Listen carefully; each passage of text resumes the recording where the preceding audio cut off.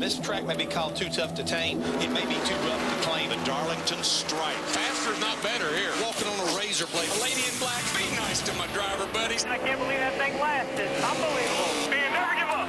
It's going to be one wild ride on a Saturday night. That is correct. It is coming your way next on Fox, as promised, immediately following baseball. But first, I know that I wait for this each week. Your NASCAR picks. I want you to sit tight a little bit because we have three guys that do this pretty regularly. So I'm going to balance what they pick versus what you pick. Maybe I can copy. Well, no, I think you're going to have some insight. You're going to have a nugget. All right. All right, and of course, Dale Jr. and Kyle Busch got a little too close for comfort last weekend. What's going to happen this weekend? We're going to find out with a little preview from the track. Chris Myers, take it away. Thanks, Jeannie. NASCAR's oldest super speedway. They once raced 75 cars on this track. It's 43 tonight. Greg Biffle is on the pole, and coming up after baseball with Darrell Waltrip, Jeff Hammond, Chris Myers. So we'll be bringing it to you. Jeff Gordon has won here 7 times, but he hasn't won a race yet this year. Is this a track he can get things going right? Oh, I think tonight is his kind of night. Tonight's going to take a lot of restraint, and he's a great driver at controlling his emotions. Tonight's going to be all about getting to the finish. This track is a little on the quirky side, and so tonight's a good night for Jeff Gordon. And speaking of quirky and controlling emotions, no, I'm not talking about you. What about Dale Earnhardt Jr. and Kyle Busch after Richmond last Saturday night? What kind of backlash will we see tonight? Chris, I don't think you're going to see any kind of backlash as long as Dale Jr. and Kyle Busch don't really get themselves side by side. Because as Dale Jr. said, as far as I'm concerned, this matter is closed. It was a racing incident. Because the two guys have not talked about it, he said, well, if Kyle Busch needs to talk to me, he knows where to find me. So I think it's all said and done, but this is Darlington, and strange things do happen. Well, and he will find him tonight. And the fans will let their voices be heard one way or another. Oh, yeah, when you hear Kyle Busch get introduced tonight, you'll know how they feel. All right, NASCAR on Fox from Darlington after baseball on the eve of Mother's Day. And Jeannie, happy Mother's Day to you. Hope your family is well. Chris, thank you so much. Love it when it's for a while. Love it when it's fast. Okay, it's in your hands here, out. I think I got a sled. Love it when the leader's part, the pack is moving past. Count down with excitement, buddy. Get me pumped up here. Love it when they make you lots and noise. And Dale Earnhardt Jr. comes out with a lead. Oh, it turned it. All right, guys, stay cool here. We're going to fix our stuff. Looks like it needs to be grabbed by the helmet again. Can't wait to hear the W say. Yeah, we knew it all day, didn't we? That's what I'm talking about. Yeah. Let's go racing, boys. NASCAR racing, boys. And this is Darlington, one of NASCAR's oldest, unique, and most entertaining tracks. Tonight it'll get lit up by 23-year-old Kyle Busch, who has taken on Junior Nation and anyone else who seems to get it his way. NASCAR on Fox welcomes you to our Saturday night special from South Carolina on a track here. The lady in black getting a facelift, and we're not talking about Joan Rivers. It has affected things as we welcome you inside the Hollywood Hotel, where America gathers every weekend. Along with Darrell Waltrip, Jeff Hammond, Chris Myers, thanks for being with us. And to all the moms out there a little early, happy Mother's Day. Yeah, and happy Mother's Day, South Carolina? Yeah. that facelift has made some improvements, so not home improvements either. All right, well, we have, 25 wrecks already this weekend. We haven't even started the race tonight, Darrell. Will we see a wreck-orama in this race? Well, I think so. I mean, the thing about this track, it's real simple to do. It's 367 laps, 500 miles, and you have to be perfect, every one of them. One little slip here, you're into the wall. This track is so narrow, the speeds are so high, there's no room for margin for error. Again, can we not simplify this just a little bit? Take it. This place is fast, and I mean bad, fast. And that's what is going on. The racetrack was not designed to go this fast. Greg Biffle on the pole, Dale Earnhardt Jr. starting on the front row as well. And this week the buzz around the nation was loudest from Junior Nation, and how Kyle Busch kept Dale Earnhardt Jr. winless for what is now 72 races. The incident conjured up memories of Dale Earnhardt Sr. and old school racing. It was high drama and high def. Oh, he turned it. No! I wouldn't want to beat Kyle Busch right now. You saw fans shaking their fists. They better get over there and escort Kyle Busch out of here. I didn't mean to do it on purpose. Unfortunately, it was Dale Earnhardt Jr. I was in position for a win and got wrecked. He didn't drive in there and intentionally wreck Junior. That's not what happened. It's just unfortunate circumstances for him because he didn't get a win, and for me because now I got to put up with it. Kyle Busch, the points leader, he says, get over it.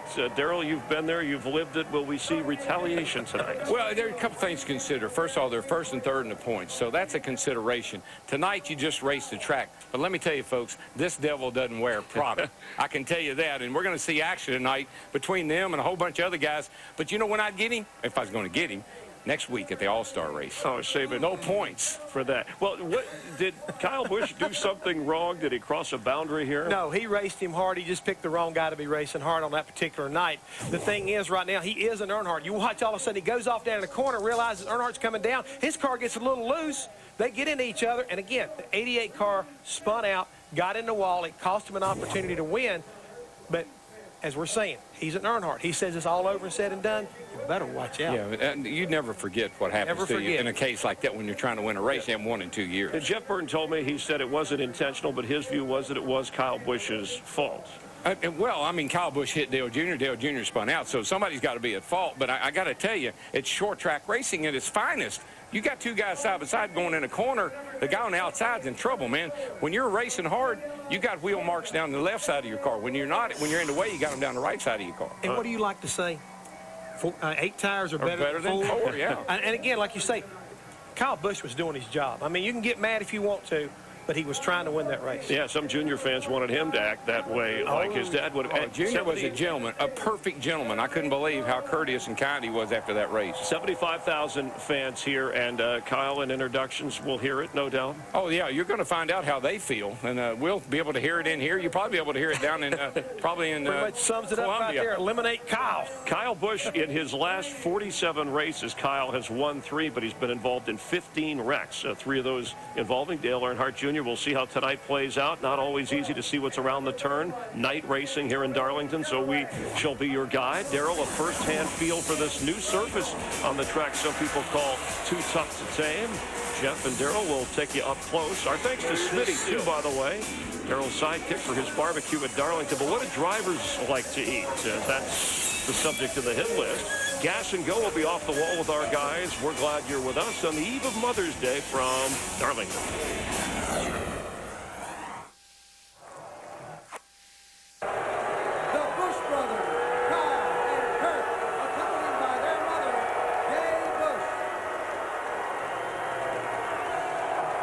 We welcome you back. NASCAR on Fox. Driver introductions with their moms. A select group of mothers with their sons driving in the race tonight. And I like when last week Kyle joked and said, hey, they were calling me number 1. Instead, they didn't realize it was just a different finger. The sprint for the Cup, 16 races away from the chase for the championship. Burton, Boyer, and Harvick. How about Richard Childress Racing? 3 in the top 5. Martin Truex Jr., who made the chase last year, on the outside looking in, that top 12. In this week's AutoZone Pit Zone, you could call it Extreme Makeover, the Darlington edition. Jeff Hammond and Darrell Waltrip show us why the Lady in Black never looked better or faster. Here's from the AutoZone Pit Zone, one of the oldest racetracks on the circuit. Buddy, all I got to say is remember where you are. This is Darlington, and she is definitely too tough to tame. Don't let this new makeover fool you. Be careful. Oh, Jeff, this is so good. No wonder the guys are loving it. There's no issues with this track whatsoever. You got a lot of grip in the tires. The surface is really smooth. Darrell, this new helmet cam is like riding right there with you. The thing that they've done is they've made it so good that I think the guys are going to lose respect for where they are. I think they're going to forget that they're in Darlington. I think they're going to try to run this track like they do a lot of other racetracks. This girl is still narrow. It's still slick. There's no lines on the racetrack. Now, that could be a real issue tonight. Well, we know for a fact, lose respect for the lady, and the lady, well, she'll disrespect you. Greg Biffle said so fast but so close to that wall. And Michael Waltrip, your brother, making his 700th career start, said because of the grip, guys are going to act like Superman out there. Yeah, I mean, I've heard insanely fast. Insanely fast. 200 miles. Drivers, you know. So it's fast. This place always been treacherous. They've just made the degree of difficulty go way, way up by the speed. Well, and when you think about that, you think about guys, how good they are here. Jimmy Johnson's won here before, but he had problems yesterday during practice. I mean, look here, coming to turn 3, he's already in the wall in his primary car, serious damage, has to go to backup, and he goes down and he spins that car around, and you think he's going to miss the inside wall? No. But the guys were able to make repairs of this car, and he showed what he was made out of by coming back and qualifying third in that same car. You know, today, May 10th, and I remember, you know why that date's so important? That day. May 10th? May 10th. Take a look, 1975. Here comes Waltrip. They're coming to the line, and that will be the story. Waltrip wins it. Unbelievable finish here today. That was the first of many, 84 wins, 3 championships for our analyst here, Darrell Waltrip, and we're all proud for the memories and a memorable place in Darlington. Yeah, that's my whole family right there. That's my grandmother, who I went to the races with as a little boy, that I said, Grandma, one day I'm going to be a race car driver. And that was my first win at Nashville, Tennessee. And it touches you. In fact, your brother, Michael, look, he's in the picture here. How old is he here, Darrell? Is he able to even see? He's about 12. I think he's about 12 years old. I know you got him spotted, but the guy beside the Reed shirt right there, the guy was standing there. That right there was Dale Jr.'s grandfather, Robert G. Real quick, Dick Bergman, his first race that he attended, this is, you may not have seen this video. We were able to pull this out. I'm not sure which one is Dr. Dirt from Speedway Illustrated, but we kid because, well, you know why. We want to welcome those of you who are watching the Brewers and Cardinals. And those of you enjoying Major League Baseball on Fox, one of the games that ran over, we're glad you're with us from Darlington Raceway. There's points leader Kyle Busch. Look, he's playing up to the fans, maybe giving them a hard time about what happened with Dale Earnhardt Jr. We'll see if there's any kind of retaliation tonight. If you have a question for our experts, go to Ask the Pros, built by the Home Depot, foxsports.com. You talk to Tony Stewart, Greg Zippodelli, or Darrell, Larry, Jeff. NASCAR questions, get your answers. Go to foxsports.com/Ask the Pros, and our thanks from the people at Home Depot. And there is Carol, mom of Jeff Gordon, 7-time winner here at Darlington. Brenda, Dale Earnhardt Jr.'s mother, and he's got that Mountain Dew car. Our own DW won a couple of championships in that thing. So it's an old school, new school thing happening here at Darlington. NASCAR on Fox, and we welcome you back to Darlington. If people are digging the Digger T-shirt, this is Jules, one of the good places to eat here. Go to foxsports.com or dwstore.com and pick up not only the Digger T-shirt, but we also have the Little Digger plush toy stuffed animal right here. This is available now, and all items must go. And I show because I care, right? And the coffee cup. There you go. All right. So nothing like a good cup of coffee. This pop up in the morning with Digger. It's a good Mother's Day gift. All right. Time for gas and go. And no one knows the contents of these questions. Here we go. You're on the clock, Jeff. Usually in the past, 4 tires, every caution automatically here, right? How will tonight's pit strategy be different with this new surface? Throw that strategy right out the doggone window. Tonight you may see guys put on 2, may not even come in at all. And you've never done that before here at Darlington. Should make it interesting. Strategy. All right, Darrell, you won 5 times here at Darlington. What's tougher on drivers, 500 miles here or 600 miles at Lowe's Motor Speedway? That's coming up a couple of weeks on Fox. They both take the same amount of time. I mean, the thing about tonight is it's going to be a long race because there's going to be a lot of cautions. Next week, 600 miles takes 4 hours. Tonight takes about 4 hours. So I tell you, tonight's hardest, though, because it mentally is challenging, very mentally challenging. That's what I like. Tonight, he said, is harder. All right, Jeff, in the old car, they used to put 2x4s in the door. You've showed us many times, right, to help with that Darlington stripe against the wall. Will we need that with the new car here? No, we've already got the foam built in there, so it kind of helps hold that out, just like the 2x4s did. You don't need it anymore. All right. Usually you're foaming at the mouth.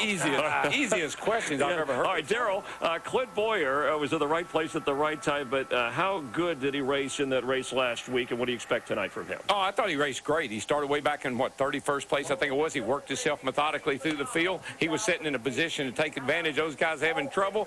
I'd keep an eye on that guy because he's pretty hot right now, and Childress's cars are running great. Championship material? Who thought he would have made the chase? Okay, all right. And Richard all 3 Childress cars are up there. Jeff, for you, Mark Barton has run well. He finished 8th or better in his last 3 races, 3rd place at Richmond last week. Is he the guy who gets DEI a win this season? I don't think so. I think Mark has the talent. I just don't think he has the team right now to get the job done. I'm sorry. I think they got some work to do. All right. Darrell, Jeff Gordon won here last year. Do you see him getting his first win of the year tonight? If you had to pick somebody, would he be the guy?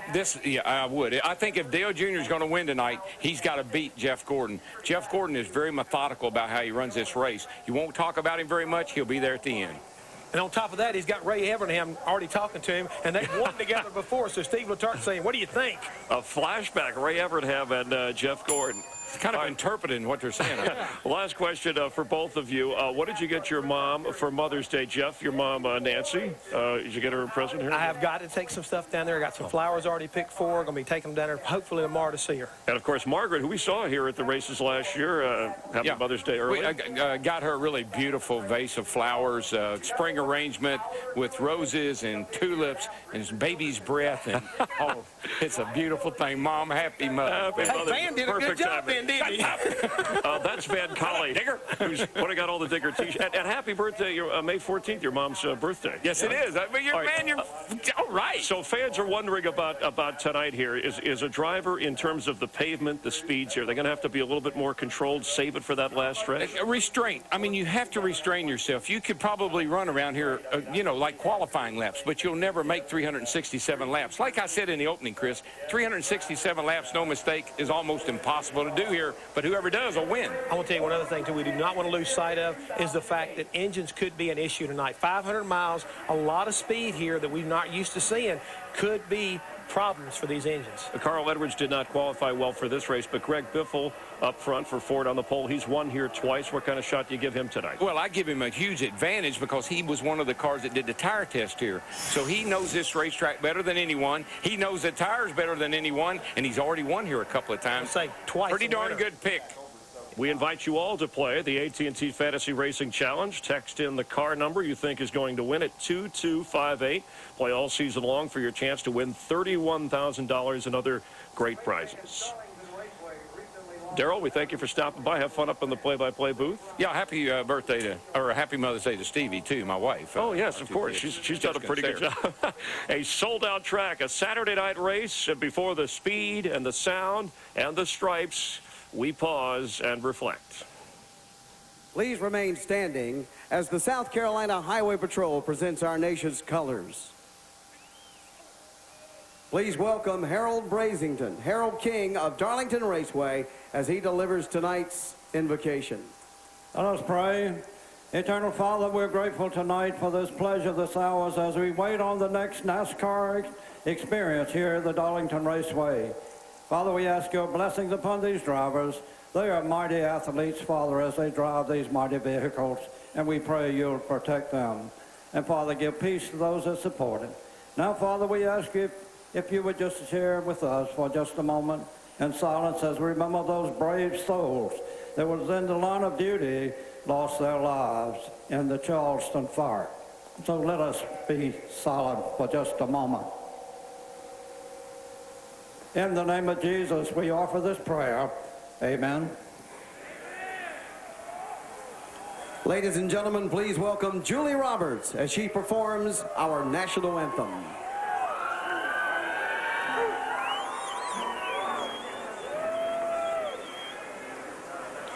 Oh, say, can you see that the dawn's early light was so proudly we hailed the twilight's last gleaming, whose broad stripes and bright stars through the perilous fight o'er the ramparts we watched were so gallantly streaming.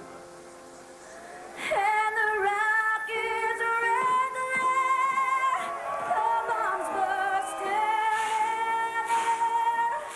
They moved through the night, and our flag was still there.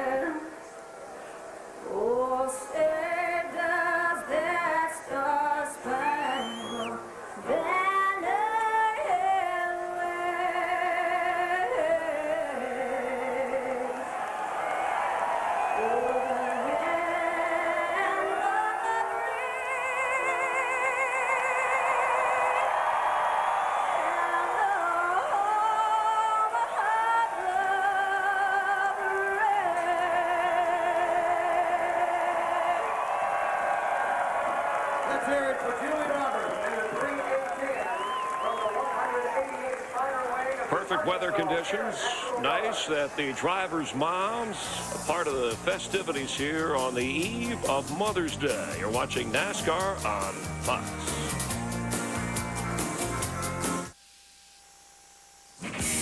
NASCAR Sprint Cup Racing on Fox is sponsored by Sunoco. Fill your car with the fuel of NASCAR. Sunoco, it's what's inside. By Coppertone, the best Coppertone protection from today's sun. By Enterprise Rent-A-Car, we'll pick you up. And by McDonald's, come taste the new Southern-style chicken sandwich. Anything Mom cooks is always a winner, so we linked together some of the drivers and asked them their favorite meal on the hit list.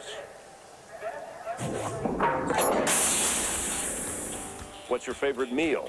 My mom's spaghetti. Really? She makes a killer spaghetti. And how often do you get to have that? About twice a year, sometimes 3 times a year. Do you ever try to do it yourself, cook? Or? No way, man. No, not happening. No time for that. I got 2 left feet in the kitchen. Chicken and dumplings that my sister makes. And do you get that on a regular basis? No, or?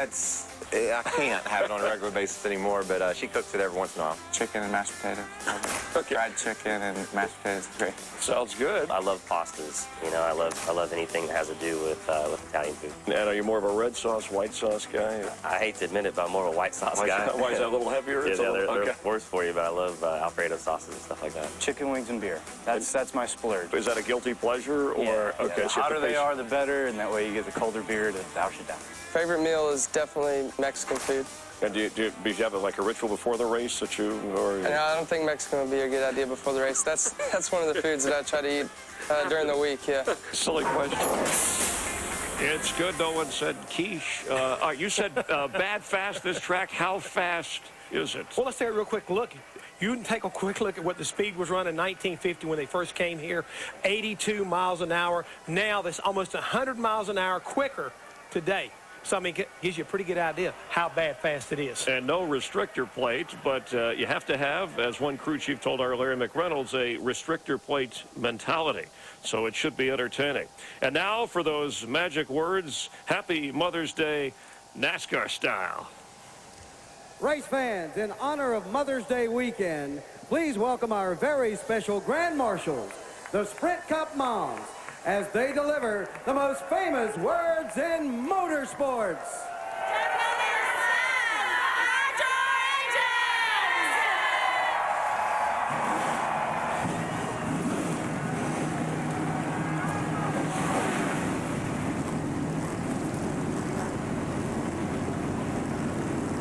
We send our Mother's Day wishes to Christine, Bill Richards' mom, Edna, Arnie Kempner's mother, Jennifer, Derek Manning's mother, and your mom out there as well.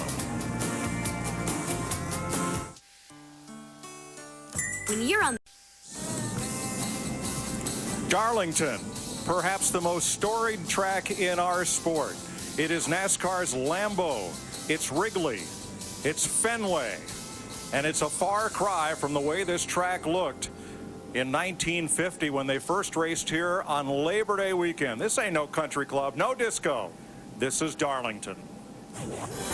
Harold Brasington's dream quickly became South Carolina's biggest sporting event, with a beauty pageant, a Sunday parade, and racing on the Monday holiday. Covered grandstand on the front straightaway, open bleachers in the back. Racing on the apron wasn't discouraged. Going over the fence, however, was. That was not a good day for hometown favorite Cale Yarborough, who went on to win here 5 times. Tonight, it's a new Darlington, the same old racetrack shape, but a brand new asphalt surface. And the action, based on last night's nationwide race, we expect will be electrifying. Hi, everybody. Mike Joy, Larry McReynolds, and Darrell Waltrip. And Darrell, last night's drivers barely made it to turn 1. Yeah, let me just tell you about this place. This joint will give you a headache. And I'm just mean that from the, you got to focus so hard and you got to concentrate so hard. You got to race the racetrack. It's so narrow and it's fast now. It's really, really, really fast. And that just makes it that much more difficult. So tonight, it's not just about having a fast car and a great crew. You got to stay focused all night long, 367 laps. The driver's task is a tough one, Larry, but the crew chief has options here tonight. He hasn't had here in years. No, it used to not be hard to call this race. Anybody could call a race on top of the pit box until this repay, because the bottom line is no matter if you run 4 laps or 24 laps, the caution comes out, you get 4 fresh tires. But now I think when we get to the late stages of the race, I think you'll see a lot of strategy. But I do believe this track has already lost a little grip. So I do believe maybe at the end you get those 4 fresh tires, you might prevail. We have an over-under on the number of caution and red flags we expect tonight. We'll hold those numbers till later on because they're pretty high. Let's have a look at the starting lineup for tonight's race. A Ford Chevy front row, Greg Biffle and Dale Earnhardt Jr. Chevy Toyota in row number 2 with Jimmy Johnson and Tony Stewart. But a lot of the top dozen in the Sprint Cup standings are starting worse than 30th. 5 of the top 12 line up from 32nd on back. So the winner could come from anywhere in this field.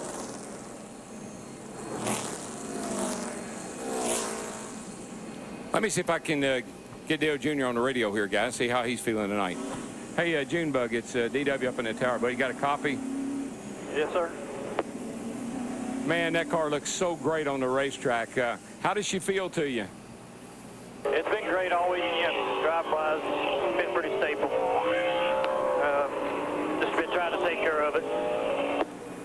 What are you worried about the most tonight, buddy? Overdriving. Well, good luck. I know you got a lot on your mind. I'm pulling for you. Love that car, man. To bring her home. Hi, buddy. I appreciate it. The paint scheme road speed right there. Get a good reading here. On Dale Jr.'s car is reminiscent of the one that Darrell drove to many victories on what was then the Winston Cup circuit. Same sponsor, same colors, same look, even the same driver's suit. Now, in the last time that a Junior had anything to do with a car like that, it won a lot. So I'm really thinking Junior's got an advantage tonight. And that was your car owner, Junior Johnson. Junior Johnson. Make it a great race day with the perfect balance of flavor and refreshment. Just turn that cap left and enjoy Budweiser, the great American lager. Let's take a look at the keys of this Lady in Black, a track we call Too Tough to Tame. Give and take. I think that's going to be a big key all night long, especially the first 3 quarters of the race. Lots of give and take needed to make it to the end of this race. And you know what? Simply stay off the wall. If you look, you'll almost see not a car out there that does not have what we call that Darlington stripe. You've got to stay off the wall. And you know what? Darrell mentioned it in the pre-race, 4 hours. Never let your guard down. She'll reach up there and get you. Yeah, there's just certain places you can pass on this track. If you try to pass anywhere else, you'll wreck. It's that simple. You'll wreck. There is a dotted white line to differentiate the apron from the racing surface. But Darrell, you lapped the track the other day. Can you really tell the difference between asphalt and apron absent the white line? Well, you can right now while it's still daylight. The concern I have is tonight when the sun goes down, the lights come up. Can you see where that wall and the track come together? Yeah, I talked to Jeff Burton. He told me it has always been a problem here since we started racing under the lights, but more so with this blacker asphalt, you cannot differentiate the wall from the racetrack. There's actually a shadow that's there. Let's get late word from our NASCAR on Fox All-Star pit crew, beginning with Matt Yoakum. Mike, Jimmy Johnson's hoping that the curse of breaking a mirror doesn't really hold true. He broke the mirror in his race car on Friday, then wrecked twice. But the backup car he's competing with here tonight has a great record. 2 races, 2 second-place finishes. Chad Canals basically said, our strategy, keep Jimmy in the top 10 until the final segment, and then just let the hammer down. Dick? Tony Stewart won the nationwide race here last night. Desperately wants to win a cup race. This has been one of the toughest tracks for Tony Stewart. Steve Burns. Dick, when asked about this new pavement, Carl Edwards said, I thought I was going to have to wear black and go to a funeral. They killed my favorite track. However, by the end of the 4th practice yesterday, he said he felt much more at ease, Chris Devoda. Whole wholesale changes for the 07 of Clint Boyer. They changed everything under the race car, all of the parts in the suspension. But they got penalized last week in Richmond, and they won the race. So why not? They were late for tech, but they think they're going to be just fine tonight. Thanks, folks. We are ready to race. The spring race at Darlington has been held since 1960. Joe Weatherly won the first one. There you see 500 miles, 367 laps, pit road speed 45 miles per hour. The pit window for Sunoco Race Field, 58 to 62 laps. We actually have 7 backup cars in the field, but these 2 happened during qualifying, the 7 and the 9, so they're the ones that have to go to the rear of the field. And I don't know if you're ever ready to race here or not, but we're going to race. We're as ready as we're going to be. That's it. We're going on an adventure. She's Saturday night. The lady in black, too tough to tame. She's going to be fast, fast, fast. Reach up there and pull those belts tight one more time.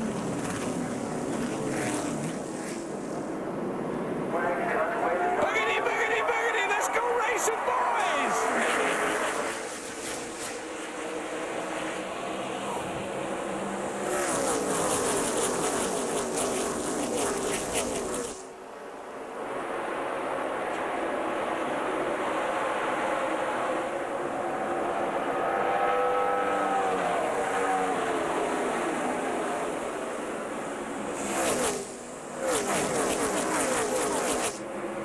An orderly start. Pole sitter Greg Biffle leads the first lap from Dale Jr. by a car length. I don't think Greg Biffle will lead the second lap, though. Dale Earnhardt Jr. got the good run off to turn 4. Oh, Tony Stewart and Elliott Sadler. I was just going to say, this is the most treacherous opening first few laps that you go to anywhere on any racetrack. Caution is out. Turn 1 down here is absolutely impossible. Guys try to run in there side by side. You can't do it. And Reed Sorensen spun behind them. You see Sadler as moving again while Stewart now refires and pulls away. Let's watch it coming from turn 4. There's Sadler in the 19. Tony got real loose in the 20 car off turn 4 that lap. This right here is classic Darlington. You cannot do it. You can't get in that turn with somebody to your outside. That's what happens every time. Darrell, Elliott Sadler put the left front tire down on the flat below the white line as he went in that corner. But Mike, that's just how narrow that turn is. Look, that's 27 feet wide right there. You can't force 2 cars in there. The guy on the inside has the right of way. The guy on the outside has to lift. Let's ride with Elliott Sadler. Hey, coming with you. Outside. Keep it up there if you can, man. Keep it up there if you can. You can, man. Right front, guys, right front. Tony Stewart giving Sadler a thumbs up and then restarts his car and drives away. Caution very early in Darlington. No surprise. NASCAR Sprint Cup Racing on Fox is sponsored by the auto parts experts at AutoZone. Get in the zone. AutoZone. By the Ford F-150, built Ford tough. By McDonald's. Come taste the new Southern-style chicken sandwich. And by Sprint, welcome to the 2008 NASCAR Sprint Cup Series. Speed is beautiful. Painting the wall at Darlington's like painting the Golden Gate Bridge. By the time you get all the way around, it's time to start painting again. That area of the wall was completely black after last night's race. Elliott Sadler has had to go to the garage. The upper right front A-frame appeared to be broken. Car had way too much camber. They'll try to fix it and get him back out. Mike, there's almost a golden rule here. Trust me when I tell you this. Turn 1, you don't go in there beside somebody. And that's where we started to utilize the crossover move. You let the guy go in underneath of you hard to get the pass. Then you drive under him in the middle of 1 and 2. That's how that's supposed to work. You just don't go in there on the outside of somebody. We got a battle for third right now. Got the 2 Busch brothers, the 2 in the 18, Kurt and Kyle. They just went by Jimmy Johnson in that 48 car. Kurt Busch, I just feel like that Lowe's test earlier in the week is really going to pay dividends for this Penske group. David Reagan has been into the wall, and rather J.J. Yaley up in turn number 4. Yaley has been against the wall, so the Darlington stripe count stands at least 4. Elliott Sadler is in the garage. The other car involved in that accident was Tony Stewart. Dick Berggren, how's Tony's car? It's not very good, Mike. They've got cosmetic damage on the right side, also in the left front corner. The bracket on the right front corner of the splitter is gone. And Tony said the toe is incorrect by 1.5 inches. They got a lot of work to do. Also in the lap 2 caution, David Rudiman got into the wall, and so did the 28 of Travis Quapple. I just don't believe that car's that bad, Mike. I tell you, he's passing cars. They get a chance to work on it again. I don't think he's out of business. Tell you what, Greg Biffle is starting to reel back in Dale Earnhardt Jr. Remember, Dale Earnhardt Jr. came in here third in the points. He has now led a lap in all but 2 races this year. For every race he leads a lap in, that's 5 bonus points for him. And he is in the absolute A position out front. That's the safest place to be. This is the first time that Earnhardt has led at Darlington in the last 5 races here. Mike, I think this supports what you asked me at the top of our show is about the tires here. Right now, everyone just ran basically the fastest lap of their race so far, the last lap. It's like the tires just don't give up here. Well, here's the other thing, too, Larry. I think this track will get better and better. 45 just got in the wall over there, guys. Second time. Pretty hard. Petty. This pretty hard. Right side, guys. This was the hard one. Kyle was so looking forward to this race. Darlington is one of the few tracks where his grandfather, Lee Petty, raced. His father, Lee Petty, won, and where Kyle has also got to race here for some 20 years. The man on the move right there, boys. No big surprise. Here comes that 18 car. Indiana Jones is looking for the lead. The Busch brothers were introduced together with their mom. Many of the drivers' moms came out for driver introduction. And here's what happened to Kyle Petty. Just got loose off 2, slapped the wall. And you know, the problem with this racetrack, and we've been talking about it all during the pre-race, it was resurfaced. It has a tremendous amount of grip. The cars are fast. You're back in the throttle real early in the corner, and you're carrying so much speed off the corner. Now Sam Hornish has been in the wall in 77. The caution is out. Listen, this is going exactly like I thought it would go. 55 is your last one. Come on down. And for this, right now at this point in the race, Mike, because the track's been laying here all day in the hot South Carolina sun, it's a little slicker than I think these guys anticipated. They're sliding around a little bit more than I think they thought they were going to. They're not. They're going to have to get down. The sun's going to have to go down. It's going to have to cool off a little bit before they can go good hard racing. Look at these walls. They were all white and lettered at the start of the race. They'll all be black by the time it's done. That's called the Darlington stripe. And the number of cars that have gotten a Darlington stripe in just these first 12 laps, 7. See what happened to the 77 here. No, by the way, our leader, he scraped the wall somewhere. Dale Jr.'s car's got the right side scraped up. Ooh. And you know what makes this tough for the 77 car? Remember that each week the top 35 in owner points are locked into the show. We're headed to Lowe's Motor Speedway in 2 weeks for the Coca-Cola 600. He comes in here 35th in owner points. Problem. So he may have to qualify on time when we get to the Coca-Cola 600 in 2 weeks. His right front looks a lot like Elliott Sadler's did after meeting the turn 1 wall. Make sure you got brakes. Make sure you got brakes. Both right side tires down. A lot of damage in the front. And look at Dale Jr.'s car. Some of that green isn't anymore. Well, how you know is you look at the tires. That's how you know that one of these cars has been up against a fence or not, because they don't have any Goodyear on the side of the tire. I don't think we'll see any of the guys at the front of the pack come in here at lap 12. Again, you can run about 58 to 62 laps. But now right here, there's the commitment line. Basically right there, you'll see a few cars at the back start to hit the pit road. Pit stops for cars in the second half of the lead pack as we're under caution for the second time. Ready for a Claret and Clear restart? Get Claret and Clear. Get the feeling like yourself again. 15 laps complete this time by 2 caution flags tonight. Dale Earnhardt Jr. leading Greg Biffle, Kyle and Kurt Busch, and Jimmy Johnson. You know how you can tell these tires are pretty hard? Did you hear them squealing when they took off on that restart? You got a lot of grip in the track and a pretty hard tire. They'll squeal like that. And we had 14 cars, mainly cars at the back of the field, that made a pit stop. A lot of them making a lot of adjustments, like that 20 car who's trying to get their toe out adjusted. Kyle Petty has just gone to the garage as Biffle looks low on Dale Jr. for the lead. And here comes Wild Thing. Kyle Busch in the 18 coming to the front, passes Dale Jr. for second. Well, passes Biffle for second and goes after Dale Jr. for the lead. This is what everybody's standing up for right now, because they want to see how these two are going to handle each other. after last Saturday night, there's a lot of things on both drivers' minds. And again, if you were not tuned in last Saturday night or you wasn't watching the pre-race, these two guys got together with less than 10 laps to go, spun Dale Earnhardt Jr. out. They're side by side at the start-finish line. Kyle Busch will take the lead away. There was the give and take right there. Did you see what he did, Dale Jr.? He lifted in the middle of the straightaway to give Busch the line into turn 1 because he knows you can't do that.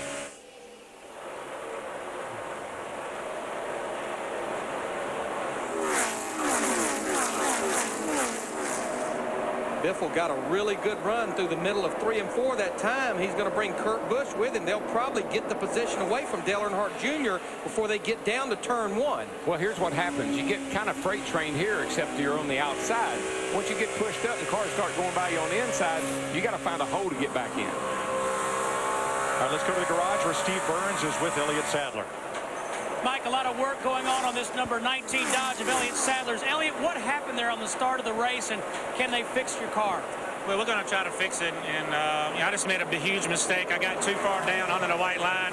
Actually, trying to give Tony more room, and I just slid up into him, so I want to apologize to all the McDonald's people here, and I want to apologize to all the Tony Stewart fans. I know he's pretty mad at me, but it's nothing I did intentional. I've never had any problems with him, and surely don't want to start him tonight. Just a rookie mistake that I shouldn't have made.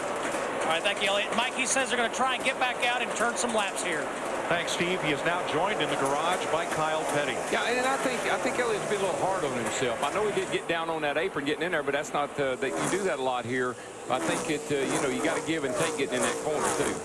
Tell you what, wild thing, Kyle Busch, that 18 car, he has put her in the wind. He just ran his fastest lap of the race a lap ago. Look at the distance he's already put on Greg Biffle in the 16. You know, I've seen guys check out like that here, but it doesn't last. You can't run this thing like you're qualifying every lap. You got to save a little something. He's opened up a big lead, Krista. Big indeed, Mike. In fact, Steve Addington just told him on that last lap he was 2 tenths faster than the rest of the field. Kyle's car is just a little bit loose right now, but they know the track is going to tighten up. And by the way, when that caution came out on lap 1, Kyle said, "Oh, this is fun." So far, so good. Juan Montoya has been into the wall and kept on going. Let me tell you something. This is one of those nights when Steve Addington has his work cut out for him. I'm not talking about putting tires on that car. I'm talking about trying to... Every time I open the gas. I'm talking about trying to slow that boy in that 18 car down because he can't run like he's running all night and last. You just don't do that here. I'm not saying you got to drive like you're on a Sunday drive, but you got to save a little something and not run wide open. Last night in the Nationwide Series race, Kyle Busch was a contender, but crashed on lap 100, finishing 31st. But you know, we had the privilege of sitting down with Joe and J.D. Gibbs this afternoon, and we all concluded the problem they have with Kyle Busch is actually a great problem to have, trying to slow somebody down.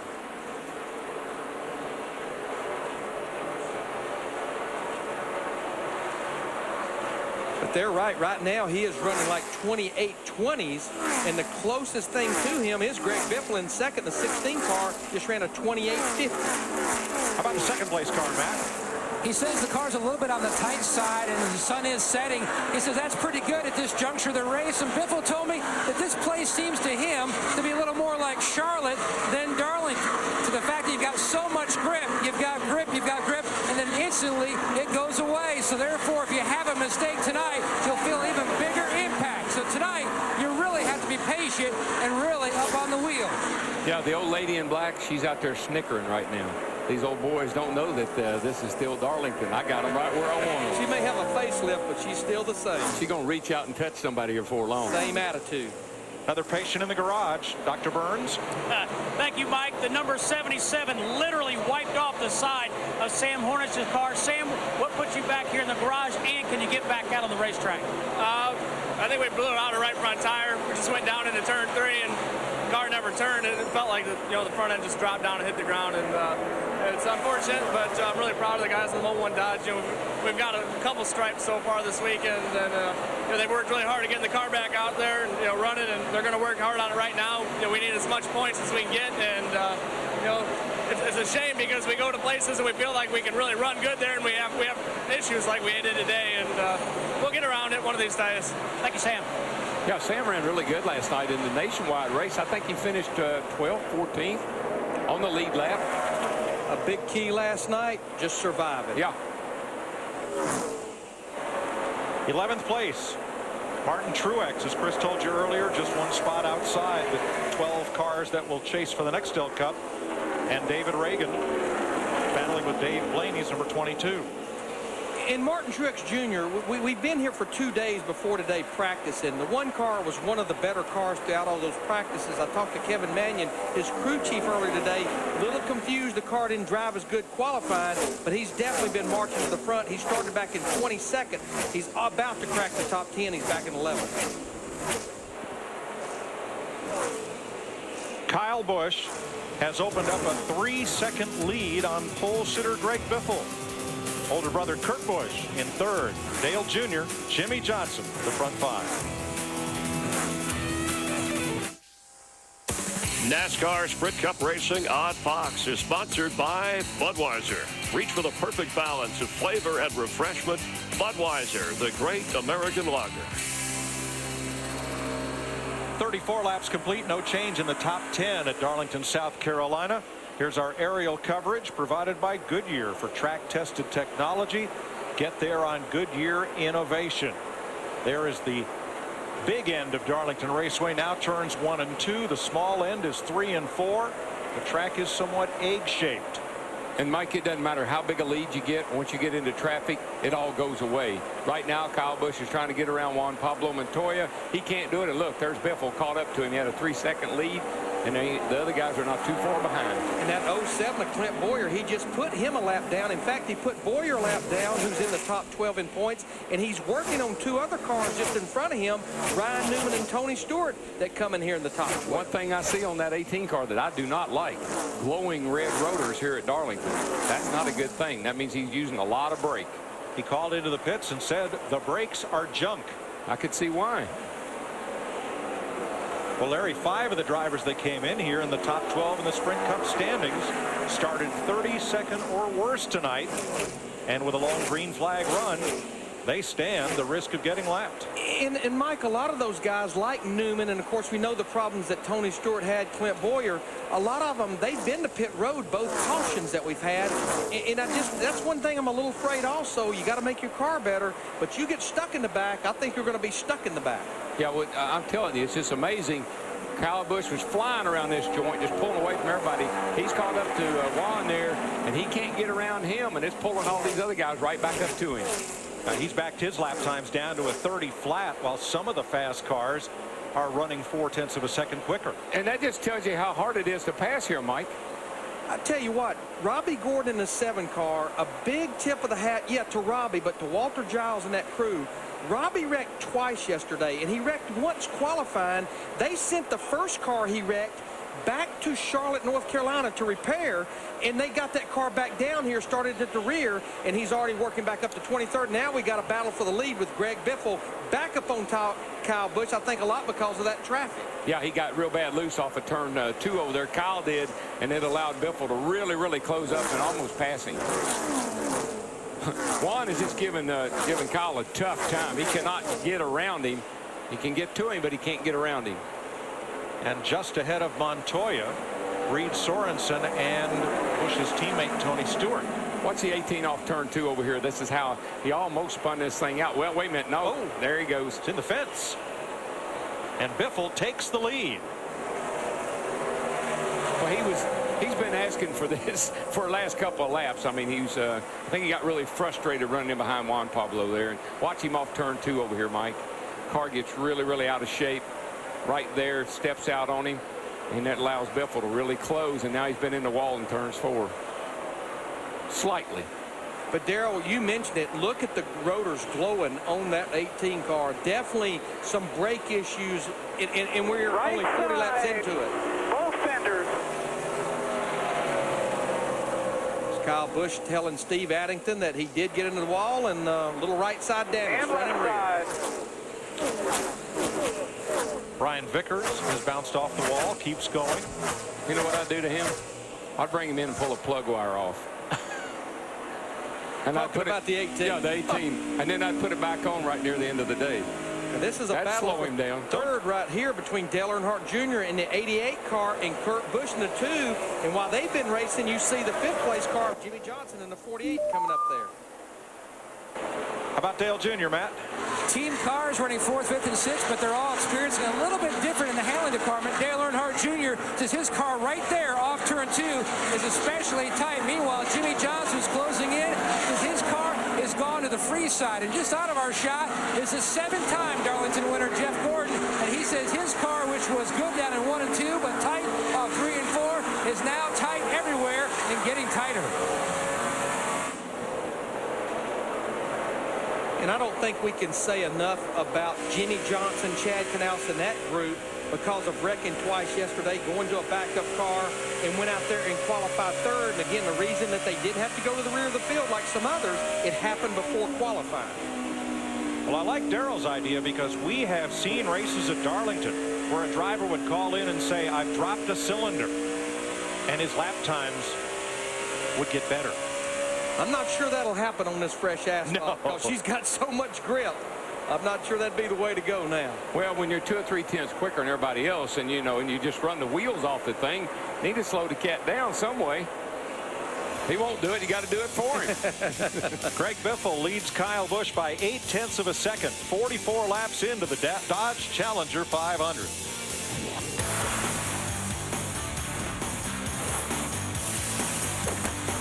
Yes. You're watching NASCAR on Fox.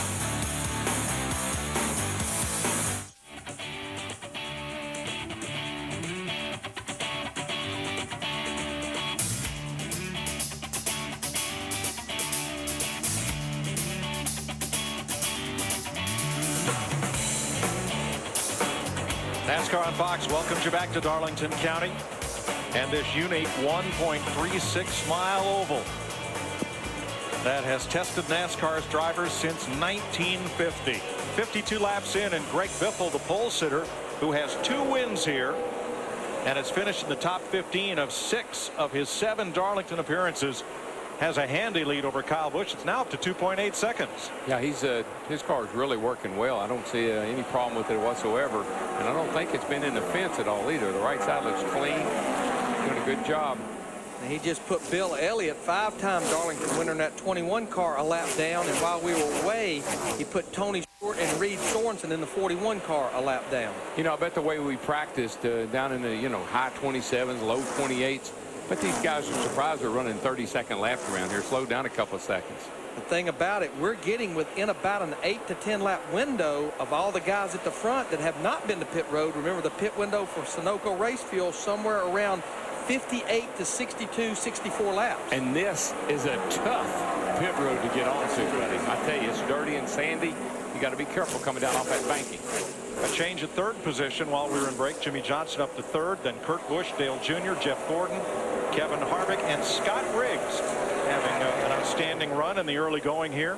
In 8th, ahead of Bobby Labonte and Jeff Burton. The thing about it, Scott Riggs qualified well, and this is a backup car. He's one of the guys that crashed on Thursday, and we talked about being hard to pass. Right now, when you look at the top 10, 8 of them started in the top 10, and that's where they're staying, including like Bobby Labonte in the 43, who qualified 10th, running 9th right now. That may be why about 85%, I think it is, of the winners come from the top 10 here. Most all the time. Jeff Burton, who swept both the spring and fall races in 1999, running in 10th.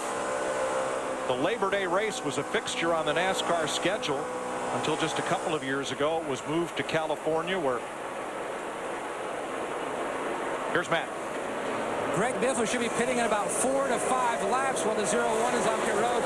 It's impressive, besides the fact he won the pole with a new track record, Mike, the fact the side of the 16 has been clean all weekend. And Biffle will tell you, the Fab guys back in his now called Nationwide Series days, when he ran the 60 car, they took a die-cast car, beat the side of it with a hammer, then tie-wrapped it to the roll bar just to remind him to save the right side of the car because he was always hanging out.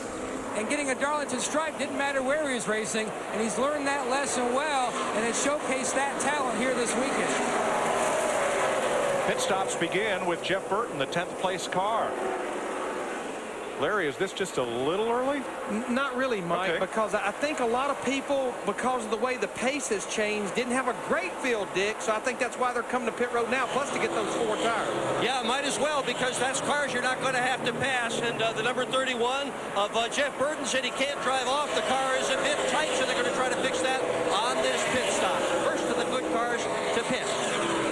4 more coming in behind him as green flag pit stops begin at lap 58. Joe Nemechek is in, A.J. Allmendinger, Michael McDowell, Brian Vickers in the pit lane, Bobby Labonte, and a couple more, Dave Blaney.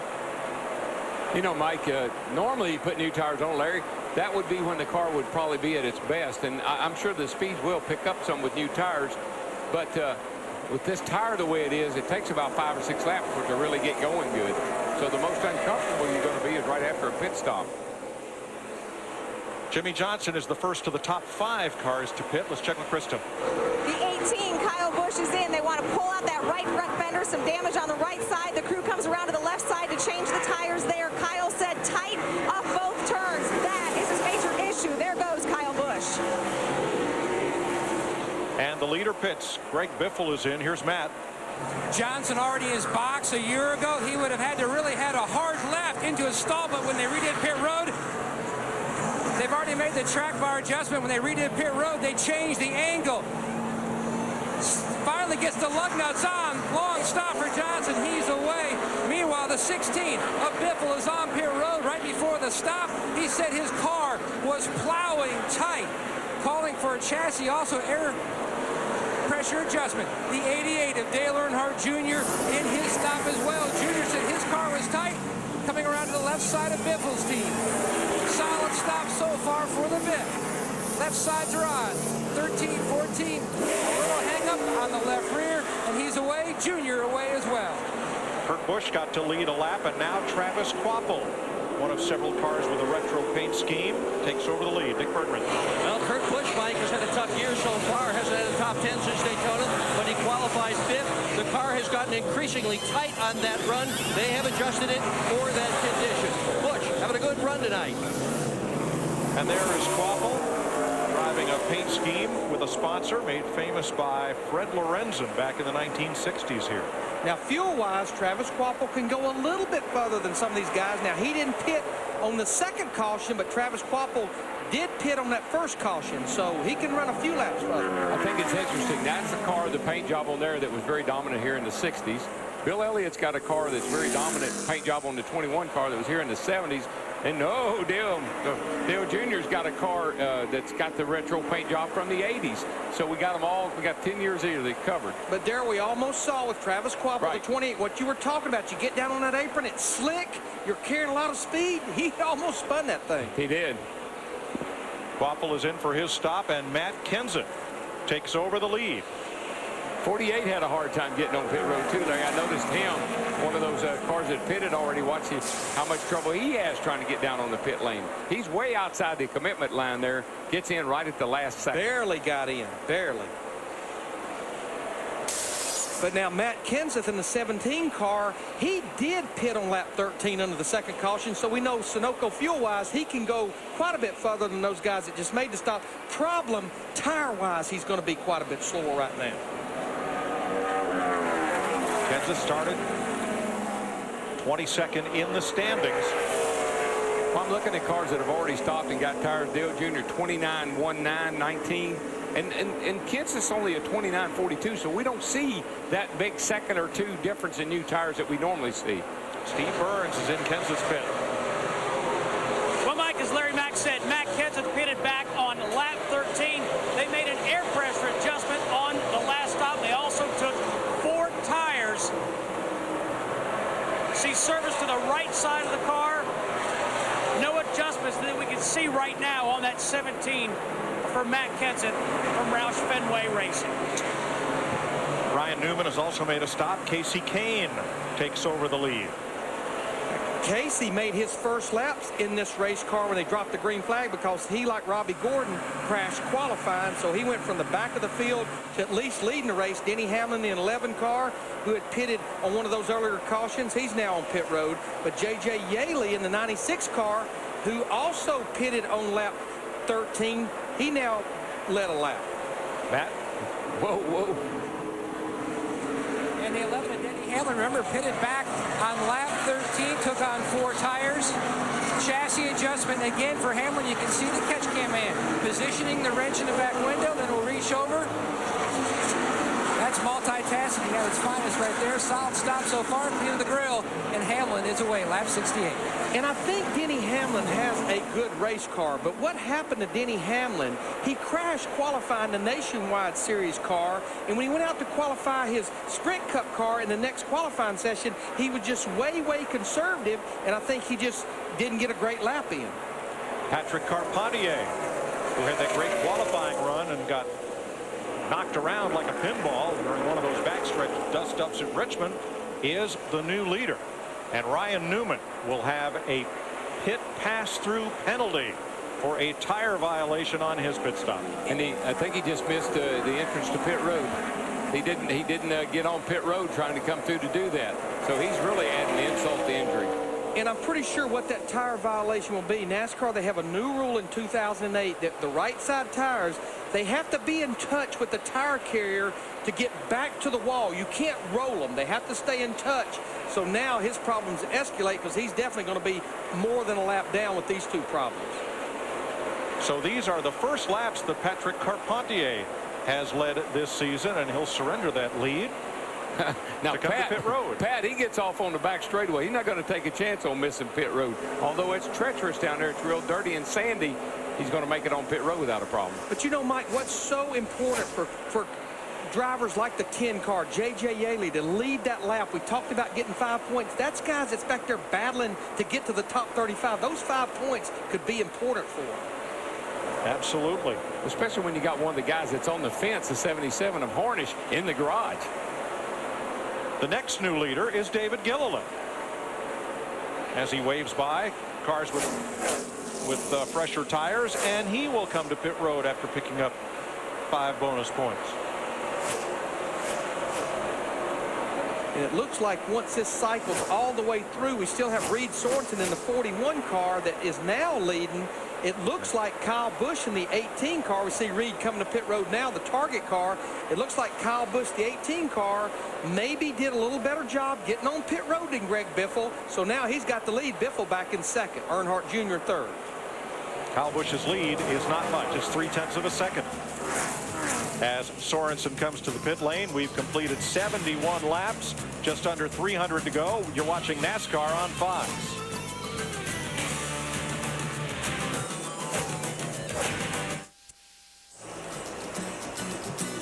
Tonight's Ford Drive One moment takes you back to 1965, 63-4. That's Fred Lorenzen. When Ford Motor Company sponsored cars, they put local dealers on the side who participated, like Lafayette Ford in Fayetteville, North Carolina. The same family owns Lafayette Ford today, and they saw Yates racing with an unsponsored car and said, well, when you come to Darlington, we'll do our part. So they are Quapple's sponsor. Ford Drive One. And you know what, Mike? Travis started back in the 24th position. He has worked his way up to the 12th spot. And the big thing about this car that's been unsponsored so much this year is right now they come in here sitting in the top 20 in points and 19th. In fact, both the Yates cars are 19th and 20th in the top 20. See that 358 CID on the hood? That's the engine displacement. NASCAR used to require you to display that on the hood of the car because you had a choice of a big block or small block engine during some of those years. That was a familiar voice I heard on the radio. Todd Parrott, the crew chief, who's won races here. He's won here before with Dale Jarrett. And his dad was my crew chief back in the Gatorade days. Buddy. And now Greg Biffle draws a bead on Kyle Busch yet again. They're within a quarter second. Traffic ahead. Michael Waltrip. Here comes Biffle.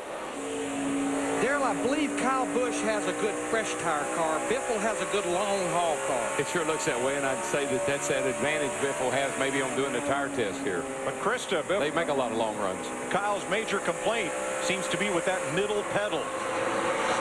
That would be correct, Mike. The brake pedal, that is Kyle's current issue. In fact, there's a little bit of a conference that's been going on top of his pit box down here in the 18 pit. Team manager Jimmy Make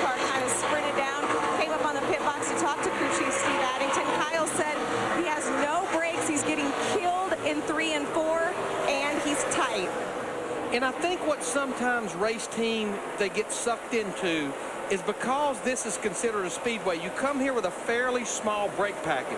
And I think the speeds they're running here, they're probably using more brake than they anticipated, Darrell, and there's not enough brake there possibly on that 18 car. I think you're probably right, Larry, and I don't imagine they have a lot of air going to them either. I mean, you try to run as little as brake duct as you can get away with. That may be a problem as well.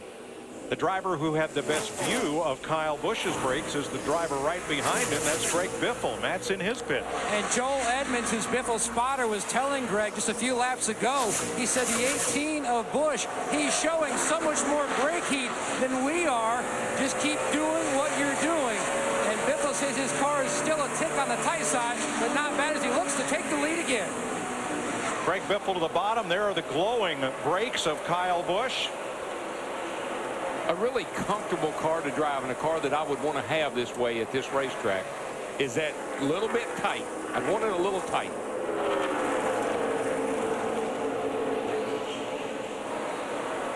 Now from our telemetry, looks like he's off the brake at most of the time at that end of the speedway. He used just a little bit over there in the middle of turn 2. Turn 2 is like 2 turns. You really got to woe the car down right in the middle of turn 2. You generally don't use any brake here other than entering both corners, and should be off the brake at that point. So maybe a little hard braking into turns 1 and 3. No front turnability, none, zero steering wheel. And there, when you've got a car that's not turning, that may lead you to even use more brakes to make the car take a set and turn. Only way to turn is slow it down. You see them on and off the throttle. They're modulating the throttle to get through the corner without getting up and into the wall. Yeah, that's normal here, particularly off of turn 2.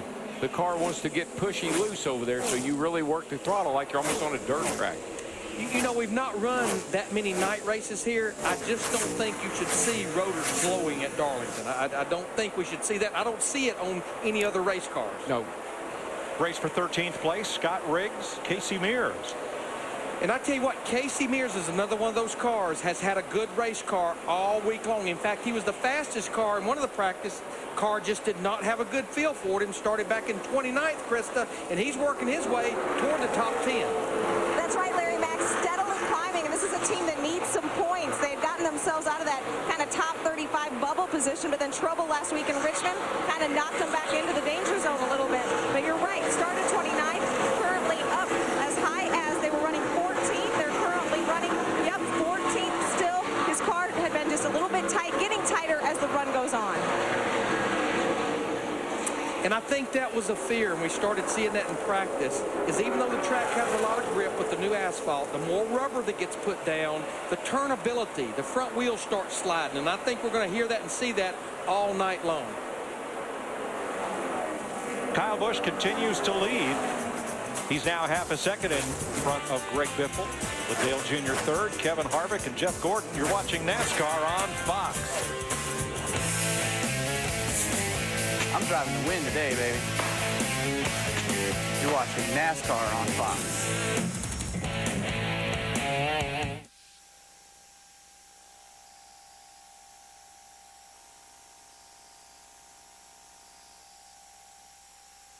Shoe Big Red, proud sponsor of Juan Pablo Montoya. By Napa Auto Parts, Napa, get the good stuff. And by Allstate, are you in good hands? 93 laps in at Darlington, make that 94 in time for an AT&T race break. Jeff Hammond, Chris Myers from the Hollywood Hotel. When Kyle Busch was born, Darlington, the track was already 35 years old. Busch came in leading only 1 lap in his 3 previous Darlington races. But Jeff Hammond, Darrell's addressed the pace at this track, the way he's running, currently holding off Greg Biffle and leading. How long can he hold this pace up? Well, that's the whole thing about this racetrack. You attack it like he's doing right now, and normally what's going to happen is you're going to go over that edge, and it's going to cost you dearly. And that's what Darrell's trying to tell him. Back it off a little bit, young man. Let somebody else lead for a while. Quit trying to run that ragged edge. He clearly has a very fast race car. Bobby Labonte has slipped back to 11th, just behind Kurt Busch, finalizing that new contract with Petty Enterprises. Well, it's good to see him finally get that put away, and it looks like it's reflected on his run so far tonight. He's been up there around the top 10, and you got to realize this is a smart race car driver, and this is a racetrack he should be really good at. And again, the 43 car has been pretty good at Darlington in years past. We make much of Dale Earnhardt Jr.'s streak, but Kevin Harvick hasn't won a race in 45 races. He has been running at the finish of his last 54 races, the longest current streak, and quietly he's worked his way up there at 4th. Again, surprisingly enough, Kevin Harvick has not run that well here at Darlington, but tonight he's up there in 4th position, and he's completed all but 2 laps during this entire season. Again, the consistency is what you need if you're going to try to win a championship. And right now, Kevin Harvick and RCR are clearly on a path right now to make it into the chase and possibly contend for that championship. And here are the top 4 car numbers picked by our viewers to win today's race. You can watch our pre-race coverage each week to play. It's been an AT&T race break. And Mike, speaking of Richard Childress Racing, the last time he had a winning car here at Darlington was 1994, and that driver was Dale Earnhardt. Thanks, Chris. 98 laps coming up on 100, 2:69 to go. Kyle Busch's lead, half a second over Greg Biffle. Dale Jr., 5.4 seconds off the lead. Then Kevin Harvick and Jeff Gordon. That's Sam Hornish down on the inside. He is back in the race after repairs, leaving just Kyle Petty and Elliott Sadler in the garage. And here comes Biffle. He wants the lead again. What made Dale Sr. so good here was he could manhandle a car. He had good car control, and he had rawhide a car around here. Now, Kyle Busch does the same thing, but he doesn't have the experience that Dale had when he was doing that, so that's the only thing I worry about for him. Earnhardt won 9 times here, second only to David Pearson. Earnhardt loved this joint because he just liked, you know, that old saying, he liked to let the rough side drag, and he could do it here. And you know, when he was really in his prime here, when we used to run that old bi-ply tire here, of course we're running radials now, but buddy, he'd let her slide around on the bi-ply. Smoke all 4 tires. One of the few people that could do it. There's a telling statistic. Kyle Busch has led 52 laps tonight in his first 3 starts here. Only 1. Yeah, this hadn't been a real good track for him as far as finishing goes.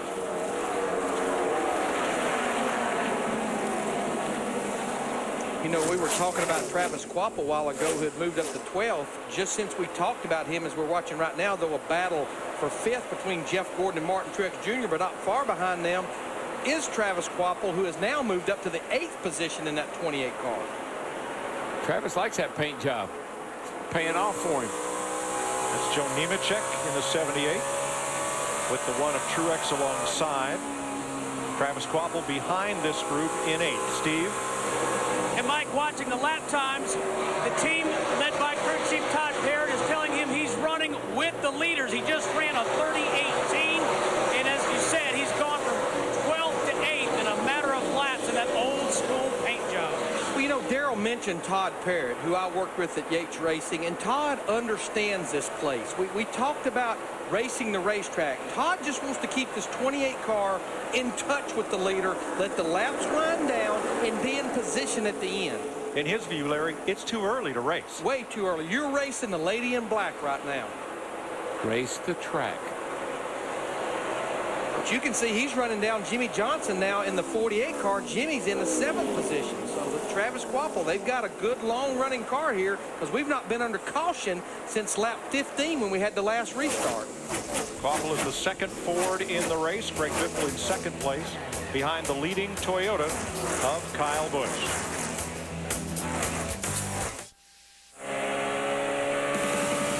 If you've got a NASCAR question, anything you want to know pops into your mind, join our growing panel of experts and Ask the Pros, built by the Home Depot on foxsports.com.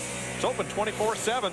Just go to foxsports.com/askthepros. Greg Biffle to the front on Kyle Busch. I think once again you see lap traffic is a big factor in this pass. 40 car got up against the fence. Yeah, Sterling Marlin there slowed up Kyle's momentum, and here comes Biffle. What's interesting about when he got by him is we are now within about a 5 to 10 lap window of what will be green flag stops again. We've almost run 100 laps without a caution. I think the last time we were here at the end of a pit run, big cars would be running in the 33, almost 34-second lap around here. Tonight we're at a 30-0, so there's still a good 3 seconds faster than we normally race here. Robbie Gordon on pit road. And this an unscheduled stop as he coasts in. We're told from the pits it's a battery problem. Going under the hood. Robbie Gordon. Fifth place right here. Robbie has had a rough week in that 7 car. But yeah, Darryl, you talk about the race pace. Remember, 41 of our 43 cars broke the old track record. And unlike in the past, Larry, here where the tires just wore out and the car slowed down so much, these tires are not slowing down all that much. Brian Vickers in. Scheduled stop. Michael Waltrip as well. Yeah, Michael was one of the first cars in the first rash of green flag stops to come to pit road.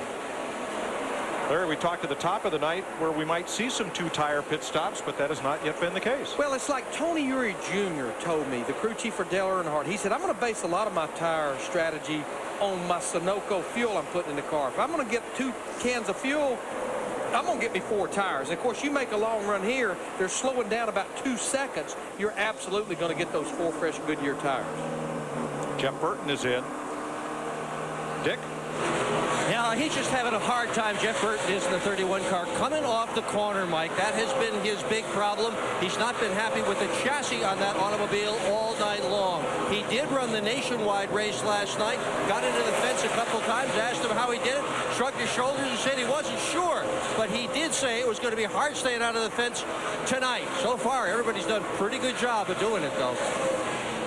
Yeah, last night his car was really, really bad tight. And he was really had a lot of wheel in it coming off turn 4, the front bit. The car just jumped sideways, and man, he hit the inside wall here on the front straightaway hard last night. You know, we're riding with Jeff Burton in the 31 car, lost the points lead last week in Richmond, but we're here at race number 11 of the 2008 season. Jeff Burton is the only driver to complete every lap this year of competition.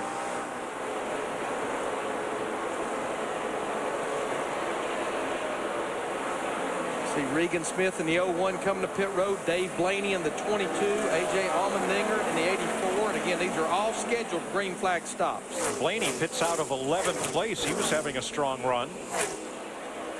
There's Blaney, the Cat Camry.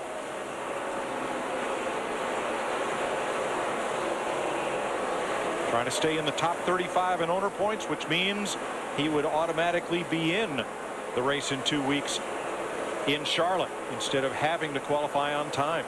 And with the run he's having, Sam Hornish in the 77 car, who's back out on the track 85 laps down, the 22 car, that's what they've got their eye on tonight. Yeah, you come here to win the race, but I think winning a race for this group would be moving into the top 35 of the checkered flag wave tonight. The unfortunate thing for Blaney is he fought this battle all last year. He was in, he was out, he was in, he was out, and then he ended up out again when the season started. Martin Truex, the 5th place car, comes to pit road. You saw Scott Riggs in the pit lane as well. And Jimmy Johnson is in. Krista.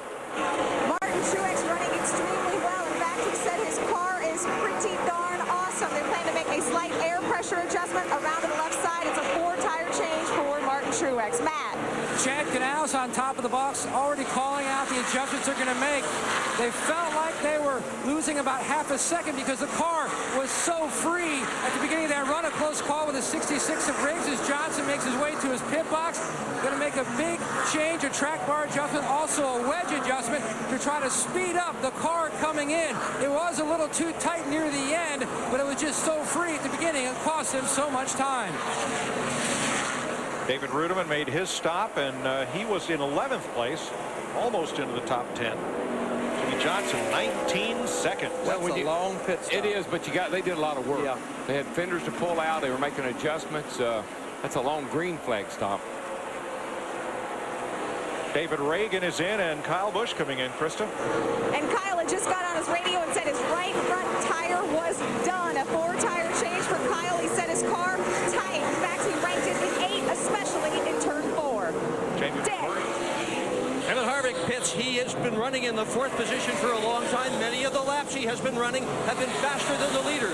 They have just loosened the car up for him a little bit. It's been tight all night. That's about all he needs to march further forward. Jamie Mack's been in and out. Kurt Busch, Bill Elliott. Matt. Dale Earnhardt Jr. gives up the 3rd spot, making his way to Tony Uri Jr. The biggest biggest thing about this car, it was so consistent in practice, but now it's gone both tight and loose.